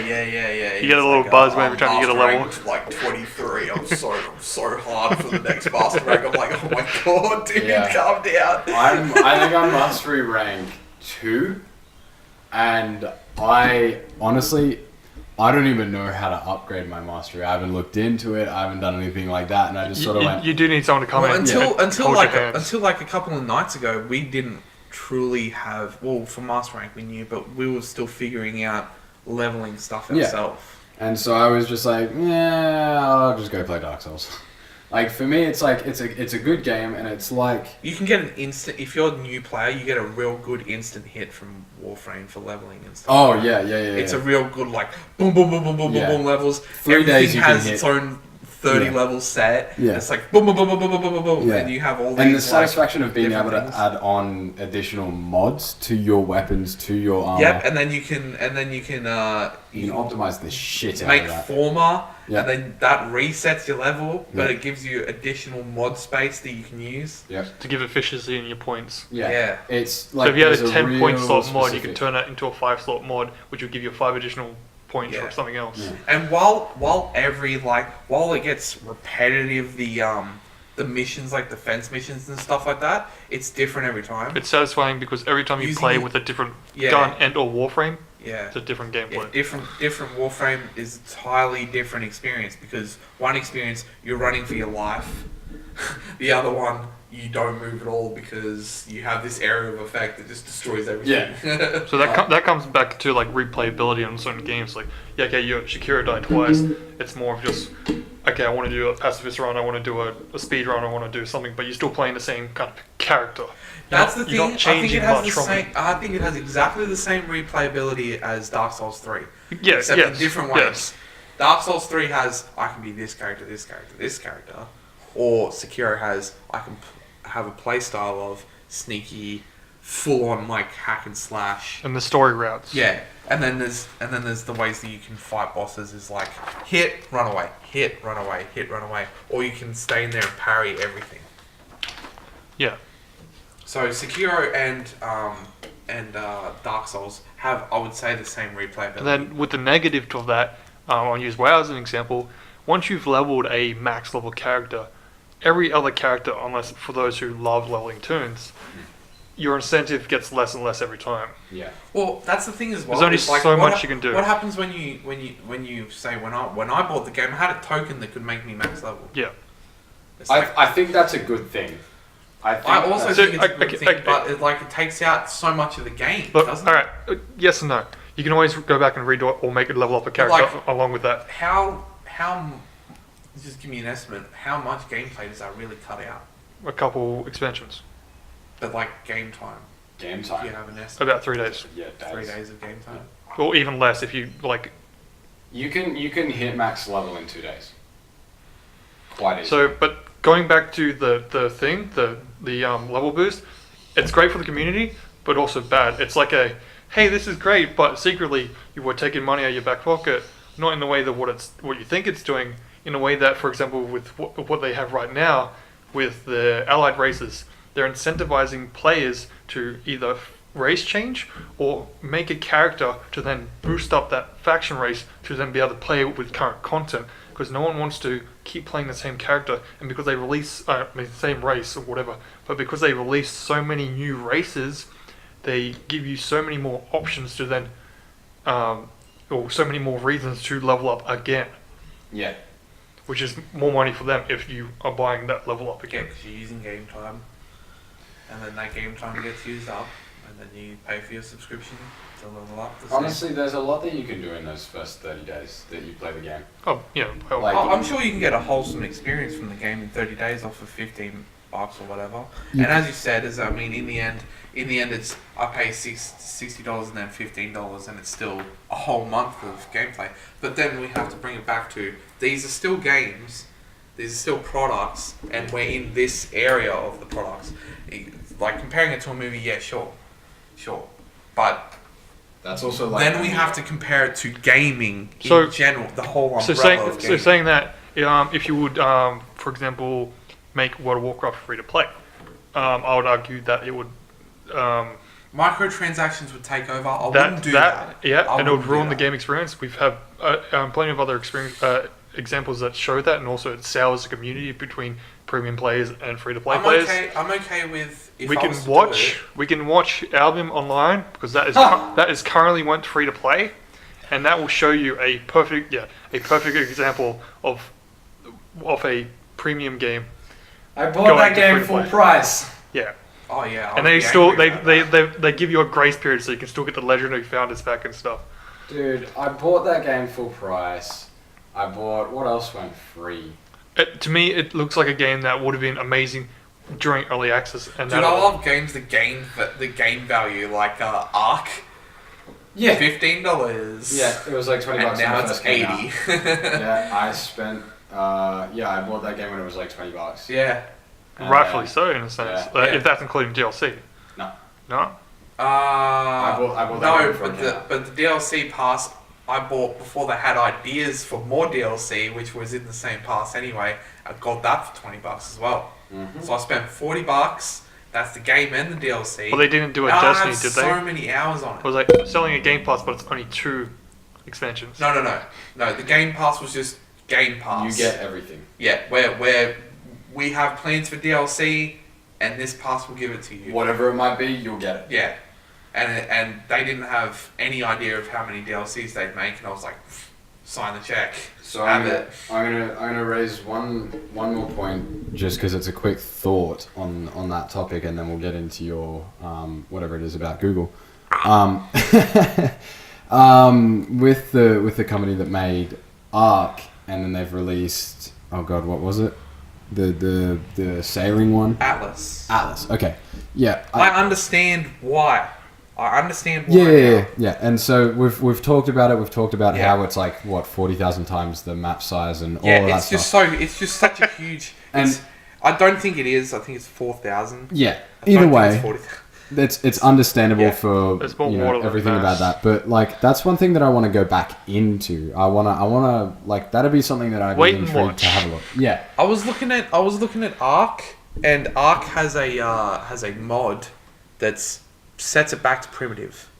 Yeah. Sets it back to primitive, and you go into these different areas. I've been watching a guy called Nerd Parade. I've been watching his little playthroughs of it, and you have to go into like to make swords and armor and stuff. You have to go down that route, and you can only expertise in 2 things. That's cool. And so there's 8 possible things. You need people. That's what the game. That's what the game I was mentioning about last time I was on with the New World or whatever it is. That and same with Life is Feudal. That when you level up, turn into something, you become that blacksmith or that baker or that fighter. You know, you specialize into a certain tree, and then makes you, or I guess it kind of forces you. Then you're valuable. To make a tribe and I guess exploit each other's skills. That's the thing that Atlas kind of has, except not on the scale of what the mod is for Ark at the moment. Because I don't have it on PC, I don't have the mod. But I hope that one day, like they're bringing in S Plus to Ark, that they'll bring in a good mod like that. I don't want it to be something that I have to buy. I'm laughing because what you're saying is like huge on this with mods. Yeah, I really enjoy mods. I think mods improve games more so than the actual makers of the game. Totes, like, you're great for making the game, thank you, but the mods are fucking awesome. Yeah. But oh gosh, I'm just reading into Life is Feudal. Atlas looks it's an pretty awkward good. game. The Kraken fight looked awesome. It kind of reminded me of I forget, Rockwell. The Rockwell fight. He has all these tentacles and stuff like that himself. I didn't do it. So the fight is the Kraken brings up these tentacles. You shoot the tentacles, then the tentacles go down when they're destroyed. You talking about Sea of Thieves? I'm talking about. It's quite generic. Any Kraken fight. Yeah, and then it opens up this thing in the middle, and you shoot it with your cannons and stuff Even like that. Anything It's to Lord like of the Rings. it's like the Rock. It's pretty much a copy paste Rockwell fight from Ark, but obviously skin real different because Rockwell is like half human. Yeah, remodeled. Yeah, human monster thing. All right. Yeah. So Jacob. Google. What do I think when I think of Google? Google our mastermind lords and our overlord. overlord Google. I use Bing. Are getting into the gaming market. Yeah. Oh yeah. Have you heard of the what? Wait. Okay. So what was it called again? Strata or Strata? Their console that they're making. They're making Well, it's already made. It's in prototype. People are testing it. It has its own game market. Yeah, it has really low latency apparently. It's Stadia. Yes, sorry, Stadia. It's already been It's tested. streaming. It's streaming. It's game streaming. It is a streaming device. Yeah. Which opens up a whole can of worms, which is what I want to get It really into. does, especially for the Australian market. That too. So, for example, I just wrote down some like brief pros and cons. I didn't really get into it because it's not something I've really properly looked into. Just more of an understanding. For example, streaming games or cloud service games comes with no mods, no offline, no altering game files, i.e. like mods. So if you have a game that you cannot physically access with your computer that is on the cloud, you cannot alter or change anything about it. So you cannot fix it, you cannot patch it, update, you cannot do anything. It's wholly and strictly restrained by the developer and or producer. That's So that's a huge that's basically anti-consumerism. Yeah. Pros. Easy access games, no storage. You can stream what you want when you want. As long as Streaming is also a con. Did you say that? Yeah, I mean it's to a certain point. So it's very dependent on your connection. So yeah, and then for example, back with your mods, you love mods. Mods makes games great. Yeah. Having a streaming service with this console as a device or digital device as they're calling it, it shortens the shelf life. As I said before, that any game that is released as soon as the developer or the publisher stops supporting that game, it is dead. It is no longer going to be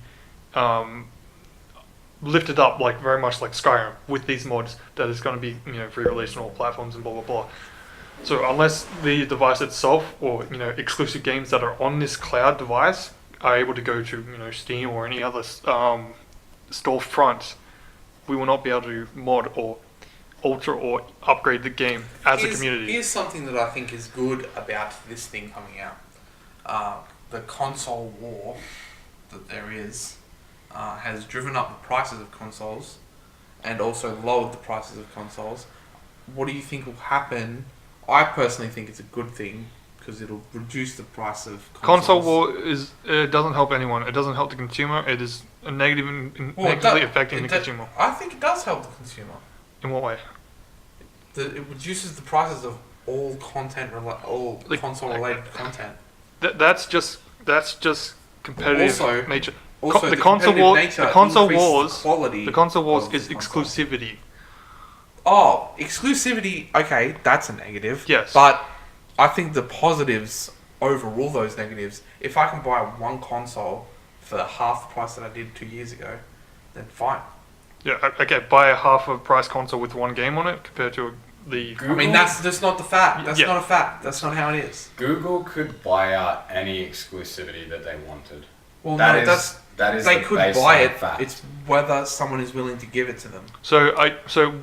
Okay. Any console company is willing to buy it. Yeah. It's whether a company feels like that platform is good enough for them. So setting, I guess my opinion with the console wars coming to PC and the exclusivity rights, having, for example, Epic, is it? I don't know how you're saying console wars coming to PC. It's already here. No, but I don't understand it. Explain it. You're just saying console wars coming to PC.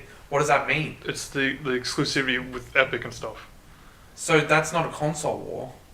It's the definition of how Gamergate is coming over and they're. No, I don't think you understand what console war is. Well, then explain me. The console wars were never about exclusivity. Console wars were always about the quality of the actual console. It was never exclusively about the individual games. Yeah, no one cares. It wasn't about the games. It was you're a PlayStation peasant because your PlayStation is shit. That's what your controllers look weird. Yeah, your controller looks weird. That's what they want. It was never about the games. That's a whole different argument. That's what man, it sucks that game's over there, and it also sucks that Halo's just on Xbox. Everyone agreed to me, the exclusivity is the true threat of the war. Yeah, you have the whole. Hey, I like this sport team to this sport team. All of the creators of games knew that it doesn't fucking matter. Both the consoles are pretty much the same, except PlayStation graphics-wise was always a little bit ahead. Yeah, but you have Sony that's continually endorsing it by buying games, and now we have Epic, for example, on PC coming in, muscling. They're purposely muscling themselves onto the market to get a market share, to have a I guess a front. Look, as long as they're not muscling into it and then selling the game for double the price, I don't care. I think the whole like the And start of the console war. Anyway. The start of the console war was. It started off on pride. You know, you grew up. Yeah, we are Xbox players. We grew up as an Xbox player. You grew up as a PlayStation player. It's a clan war. And for me, I could never really choose a side because, you know, in 2010 I got a PlayStation because I thought it would be cool to, you know, get it because it was something different.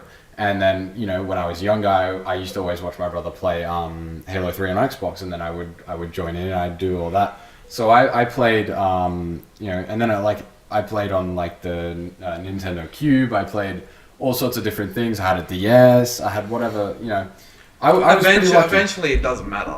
Yeah. It's like people that are younger than us. Yeah. That's where the console war stays. Sure, by all means, it doesn't matter. But ultimately, you're back to splitting the player base. You're preventing people from buying, or you're preventing consumer options. You're forcing consumers to go to one service. Like, in the end, you're still gonna buy the fucking game. There's also a lot of peace in the console war nowadays, excluding Sony. It's over. Excluding it's really Sony. over. Sony is too puckered up and too reserved. We're bringing it out. We're bringing it. Did you? Have you used our VR headset? And Microsoft's like, oh, that's cool. Yeah. We might make a VR headset in a couple Hey of Nintendo, years' what are you time. doing? Yeah, and so we're not there yet. We might make a VR headset and so, in a couple like, of years you know, for the next Xbox. like there's Or you're fucked. Microsoft has Xbox. Microsoft has Windows 10. No, that's Facebook has Oculus. Yeah, whatever. And I so was just thinking, do they have any VR related?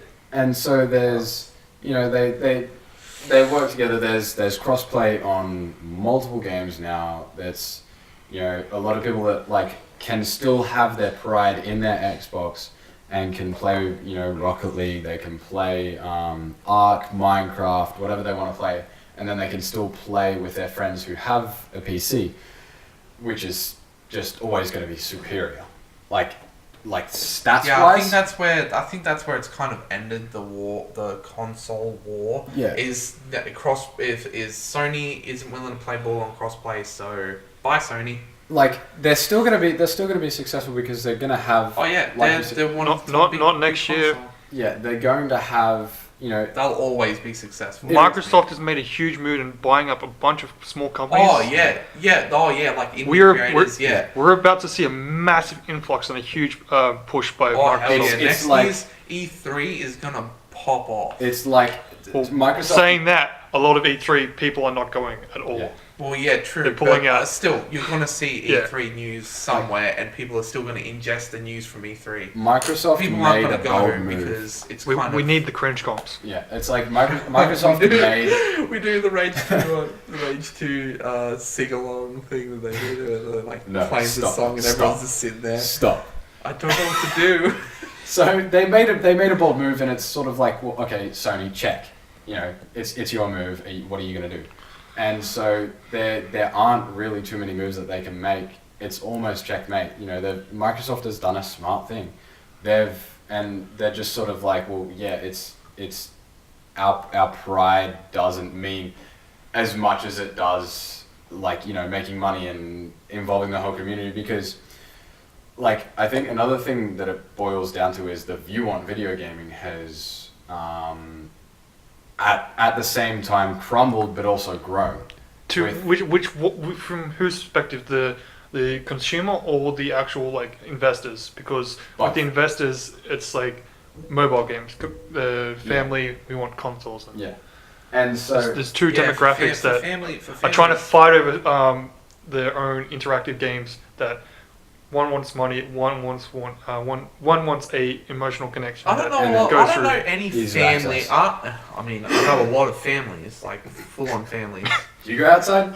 but like none of them are like, oh, we have an Xbox console because it ties the room together. Yeah, I mean, I think Xbox is moving away from that. I mean, Michael With does. the Xbox One, it That's was 'cause like he's a it peasant. ties the room together. And look, we have all these features. Look at this, the family coming together. Xbox One X, hardcore gaming. Look at the teraflops. Yeah. Look at them. yeah, like it's So I think they're moving away from that and getting back into the gamer. yeah. Well, you who saw wants to what you play saw with the video Connect games. and the kind of the family-friendly games they had with that. Yeah, it was Yeah. always Xbox moved it That was because a bold move. with the console war, it was like PS4, their logo for the gamers. Yeah, For gamers by gamers, I think was That's their the motto video. for a That's while. Razer. And then for the players is Sony's one. The PS4. Yeah. You said it correct. the first time. Microsoft was in the beginning all gaming, and then it was like family, and then it comes into the Xbox One X, and they're moving back into the line because they know that they're fucking gonna win now. What's the word for it? It's the saying that the company has that it's just like Yeah, I don't know. I It's can't like think of the word. family no, oriented. like what's the actual word? Like they have their saying. What would you call It's that? a motto. Okay. Yeah. That word just escaped me. I Like think I what? just had a stroke. But it's basically they're family oriented, and everyone knew that, and everyone was fine with that. And then the Xbox fell behind because families don't care. It's like you buy an Xbox for your son, you buy an Xbox for your daughter. You don't put it in the lounge room and be like, we all use this now. We all use this. I'm gonna watch Netflix on this. My TV can do that. My computer can do that. Phone. Yeah, my phone can do that. No one cares anymore. So going back to move back to where you're meant to be. to the family side of it, Xbox 360, which was released with the Kinect, the Xbox 360 like motto was jump in, and then you have Xbox One, which is jump ahead. Xbox 360, the like third or fourth edition. Yeah, not the the one, first. yeah, the one that was released with the Kinect and all The that. black one. That was like jump in, which means like anyone can really just sort of jump in and just play straight away. That was the attempt of the casual base. Yeah, the casual Xbox like One X family. is fuck PlayStation. Yeah, Xbox One is the Xbox One is jump ahead, but it's more like I guess really Microsoft isn't really that big on their slogans. They don't need it. Yeah, Well, in their ads, they're very clear on what they're for. Like, they let you know. cool thing. Did you guys see the whole thing about the rainbow controller? There was an Xbox One controller that.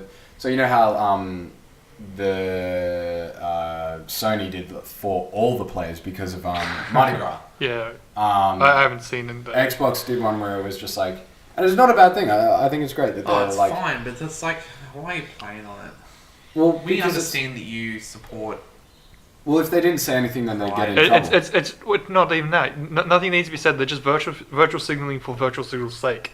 They're patting themselves on the back, like, yeah, we approve of this, even though Why don't you everyone release agrees. it and not say a single word?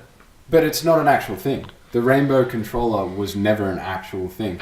The rainbow controller was just an image. that they Which put up, even so, they're memeing it. which was it was a controller, and it just had the Well, obviously.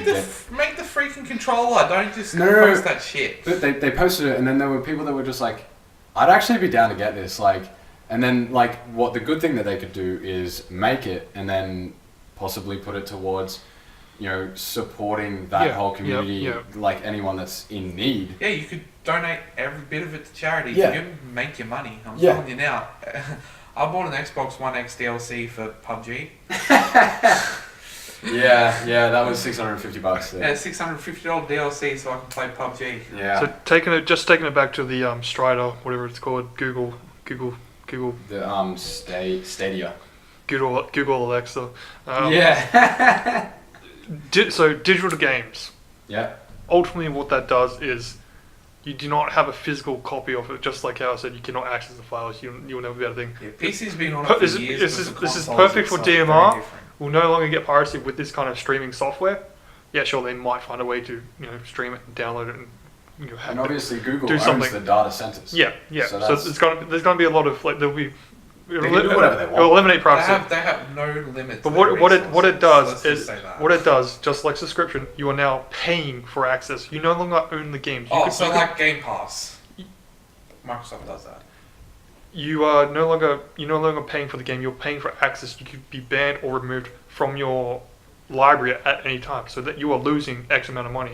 You have people that, for example, the quartering played Magic the Gathering, they banned him, immediately removed his entire Magic the Gathering library that he spends money on. It's something that you do not own physically because you're playing a digital game that you are purchasing in-game items for that can be immediately removed for a whim. Yeah, I can see that being a turn-off for a lot of people. That's why I see it being It's niche. it's not so much a turn-off that it's just a... Well, it is. Yeah, It really is. But this Like, it's for me, a bit threat that needs to be set in stone. For example, with Patreon, how they ban users because of mundane, people like, oh, he's evil, even though he fills the guidelines and everything he does is within their things, but because of media exploding on them, they have to force action. They have to do something rather than sticking to what their own rules actually say. Yeah, I think. So if they set their own guidelines and actually just establish, okay, community, this is what this does, and if you screw this, we're going to take some action. It's like you can set your guidelines as much as you want. You still have to have someone in control of booting people off of the system. Yeah, you have to have an overseer, or obviously it's going to have to be multiple, and they're going to have to be really, really active. Because if this goes well, you can even say the same thing with Twitch. Yeah. Oh, Twitch is full of white knights. Yeah. They're just there. It's like, oh, titty streamer, okay. Any Come mod, on in. any mod of any channel is a hero, because they don't get paid, and they do an excellent job. They are quite good. It's like, fuck you, Jacob. He's shit. But he was talking shit about one of my mods, who I modded. He's a great guy. He's been modded for a couple of days now. He's been there every single day when I've streamed. And Jacob's like, he's already been there a couple Yokes. Oh yeah. Yeah. So Yokes has been around for a while. Yeah. And so I modded him finally. He came in when you got raided by whatever his name is. Yeah. Big Bad Bully or whatever it is. Born to be God. It's close enough. Yeah. But he comes in. I mod him after knowing him for pretty much a full month. And Jacob's like, he's only been a mod for a couple of days. 2 days? Tell me what he's like in a week. We'll see what he's like in 5 days. That's fucking awesome. It's been in a work week. Had to find something to tease him As about. long as there's someone in chat that's like on my side. And Matt doesn't do that anymore. He can't do it because he's streaming. He's streaming whenever he can. So I don't expect him to. That's why he's still a mod, but I have someone else that can do that. Yeah, which is great. And best part is Yotes gets on and watches Twitch when I usually plan to stream. That's what I'm concerned about, making someone a mod. 12 o'clock period. Yeah. So I've done a bit of note taking. I've got one question. What's a teraflop? It's not really an anything, is it? I'm pretty sure it's not. It's just terabyte. I thought you were just memeing on the... No, teraflop is an actual thing. Yeah. Okay, hang on. Here we go. We're all learning here. Why did I do that? I'm pretty sure the big meme was that it really meant nothing. I thought you were just saying like this is okay. No. Teraflop is a unit of computing speed equal to 1 million floating point. Oh god. Operations 10 to per the 12th second. Power floating point operations per second. So it's obviously just some sort of jargon. speed. Yeah. It's so some of the major issues that they have with the 1 teraflop is equivalent to 1,000 G-flops. Shut up. Fuck off, it's a myth. Why do I have to... I'll have to subscribe to read it again. Sorry, I searched something up. Excuse me. Are you on the Daily Mail or It's something? basically Shut your mouth. a base measurement of computing performance. Yeah. Saying a teraflop, no one actually understands unless you're in that industry. I don't take it serious. I don't think that's still... I still don't think a word. It's basically if you were to say 1.21 gigawatts. No one knows unless you've seen Back to the Future. No one cares unless you're an electrician or you've seen Back to the Future. Okay, so It means nothing. The first thing that they have to get is the visuals. So competing with current consoles, exceeding them, and then keeping up with high grade PCs nowadays. That'd be No, that's the thing. You can't. Don't even try. Why would you try and keep up with a PC? because that's something that they're aiming for. Oh, No, that's no, not no, going to happen. no. That's something that they're... Console. Why console is so popular is because it baselines a standard, especially for multiplayer FPS competitive games, a fair and equal playing field that players can get in as a buy-in, plug-in play. Let's go. You want to be a gamer? You want to play games? Do you have a computer? No. Buy a console. Yeah. That's entry point. That's why I like I agree, playing that's a FPS great games, entry like, point. especially like Call of It's Duty buying a on console console. of some sort. But You're not that's having the lag, thing, you're not having hackers, you're not... Well, hackers to an extent. Yeah. You can still install... Yeah. Yeah, you can get stuff for Xbox. Like PUBG in the less China so market. these days. Much less so these days. You can't really add a... well, I forget what they were. It's like a thumb drive that you put into it. The Xbox One X completely shuts down if you try and do that. I haven't tried. So, and then moving on from that, so the Xbox One X uses, what is it, 6 teraflops? It I don't know. No. So it's... I don't know. It has the processing... I'd It is means the something. highest end gaming console. So... No argument. They're coming out with At the another moment. one, just like what Google has coming out now. They're bringing out the Xbox digital only. So diskless. Yes. I like that idea. I'm fine with it's that. just like a I'm fine it's like a with that. Steam Yeah. engine It's thing. literally a Steam library. What do they call it? Steambook, Steam. I wouldn't have a clue. Yes. They like the Nvidia Shield. I don't know. It's not. It's definitely not that. But I swear, it sounds so legit. so the next Xbox whatever is going to have a great deal more than 6 teraflops. This one has... It's also going to be VR compatible. Yeah. So it would need to be up there. Yeah, and so this Stadia, I'm going to write that down Because so I don't start while over. PlayStation does have VR, it's semi-VR. Yeah, it's It's still not not... true VR. Like your phone and you just Bluetooth connected or something. Yeah, it's like if you put a Samsung into their Yeah, VR yeah, thing, yeah. It's kind of that. It's not true VR. Because that's what the Oculus is, right? True VR. No. Yeah. Oculus is true VR. Oculus is, it's true VR. Yeah. Same with the HTC Vive. Right. Yeah. I always call that the Vive. Yeah. Um, And I don't think there's anything outside of that. And no, That's they're the true. two main ones. Yeah. But so this one is apparently promised to have more than 10 teraflops. Apparently, I'm not sure why I wrote multiple and didn't write anything I after it. hope they don't make it bigger. This Xbox has been pretty big, like, compared to a PC, nothing. But as a console, it's very heavy, very large. It's very compact compared to. I believe, like obviously the biggest one was the Xbox, and the 360 was quite large. The But, Xbox One, but everything was has the biggest got console. smaller sins. Yeah. They have, but what I'm saying is, it's because they fucking crammed it so hard together. Yeah, yeah. And it does Which have can be a some danger heating, for it. Does have some heating issues. Yeah. Yeah, I so what keep you're it in saying, a like well-vented the area. tripling the performance power. So as long as they've got the heck, Yeah. it's gonna be massive once we get a standard internal cooling within systems. That's gonna Yeah. be huge. Yeah. Unless it's Like unless they figure out. I mean, like water compact it. cooling. Yeah.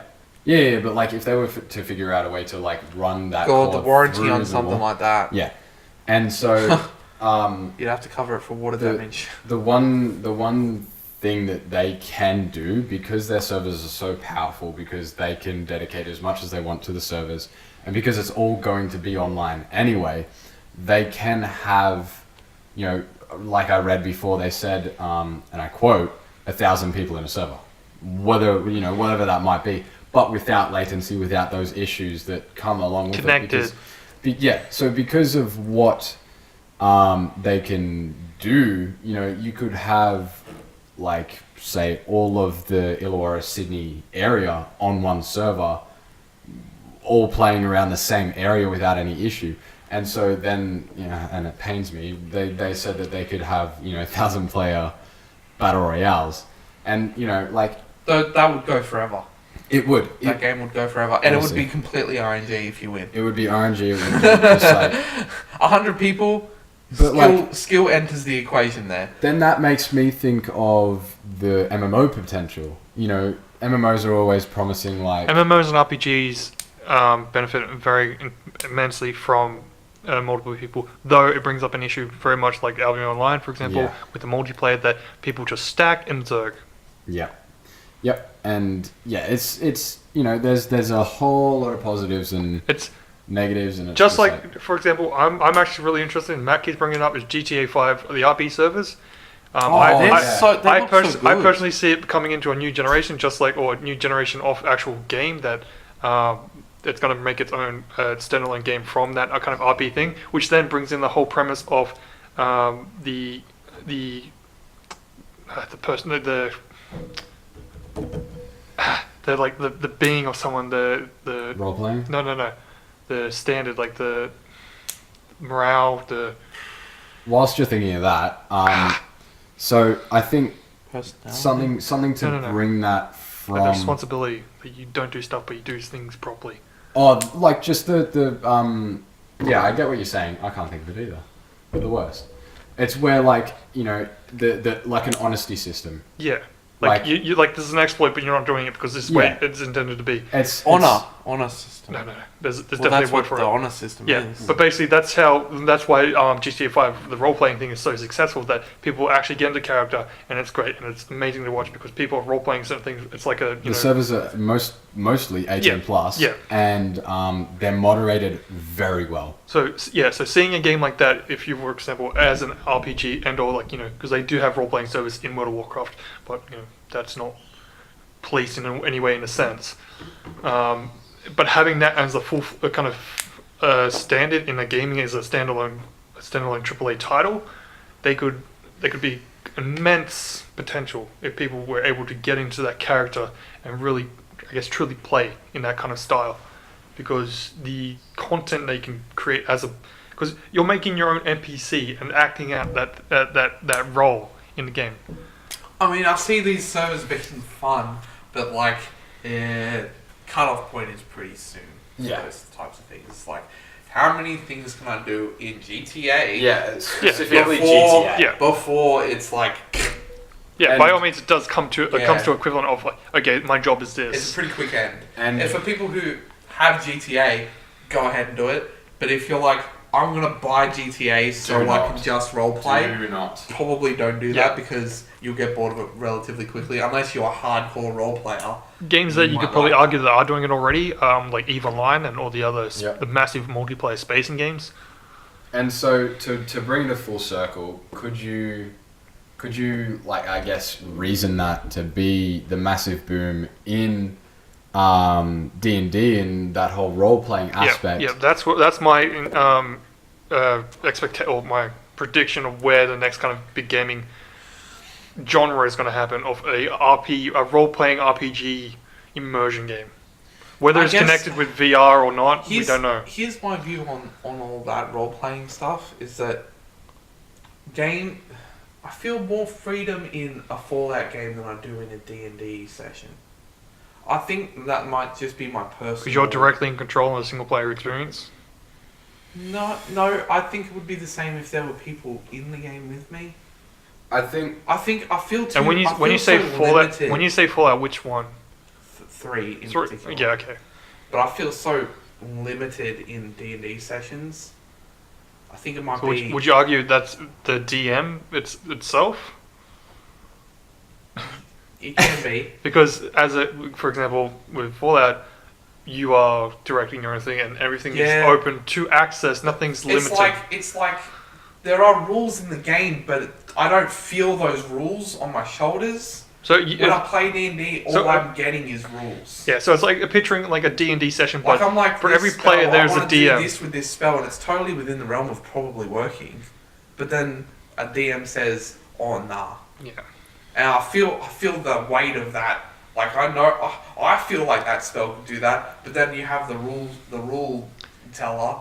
Yeah, there's many different ways to say this. Inspiration and imagination is as soon as it gets crushed, you can't get that back. D&D, I'm like when I did my little campaign, I was like, fucking just what do you want to do? Yeah, yeah. Like, you want to go this And way? Fuck yeah, cool, that go over can there. be dangerous with the I know it real can be players. dangerous, But like when with you want real to run players. along, when you want to run Yeah. a long campaign, but like for sure one shots, it's fucking awesome.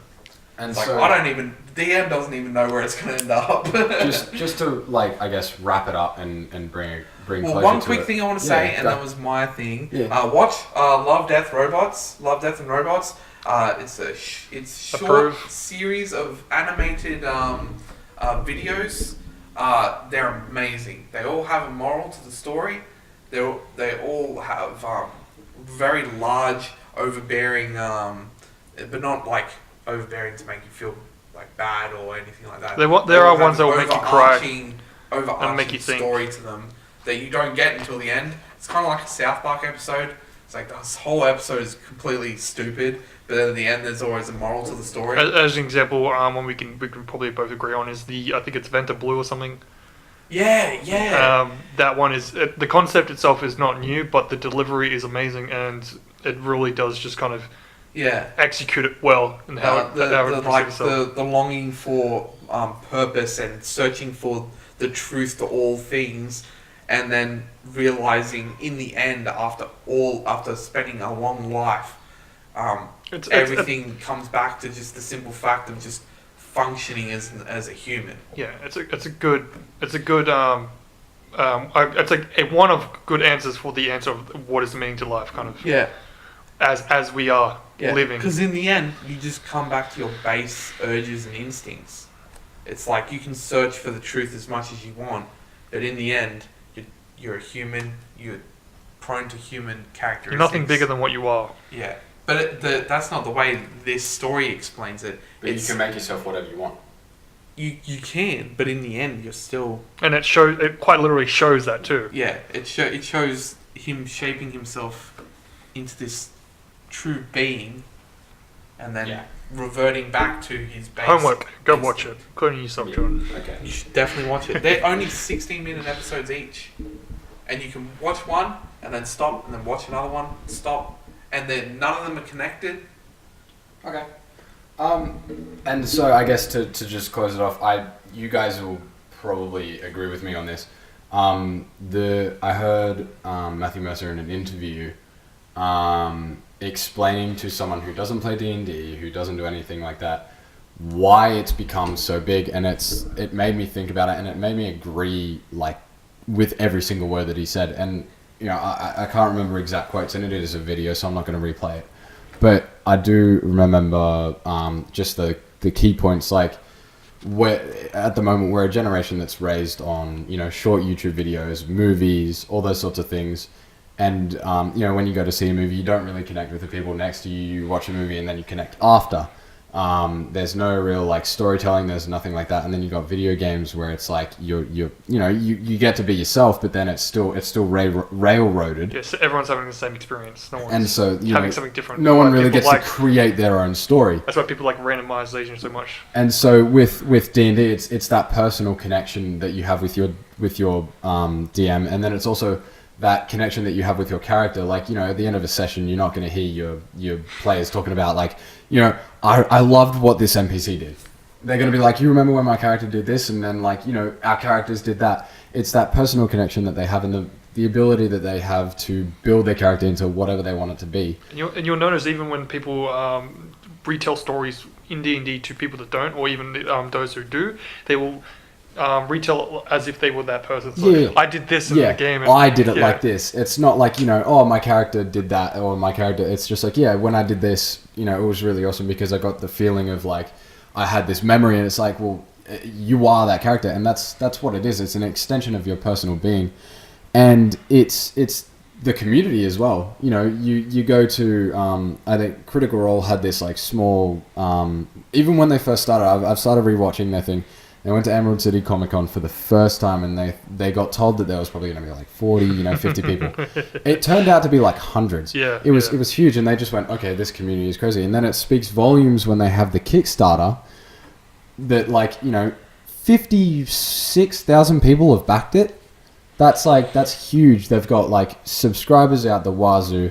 They've raised $7.7 million, and that's before they've gotten any revenue from the actual show itself. And like that's which is releasing for free, isn't it? I'm not entirely sure. They haven't really talked about it. It was going to be. I'd imagine that they'd put it on like a Netflix or something. Yeah. But I would not. They actually tried to go to Netflix to get their contract. Yeah, I would not expect them to see them like make their own website and charge people a subscription just to watch their show. And so like, you know, you can imagine they tried to go to Netflix, they tried to go to Hulu. This should be one of the biggest givebacks they fucking do. This will be massive. This will be like we hope. Yeah. I have no doubt in my mind that it's going to just like they've already started with a teaser animation, all the animation styles that they're going to have and all the voice acting and, you know, the song backdrops and all that.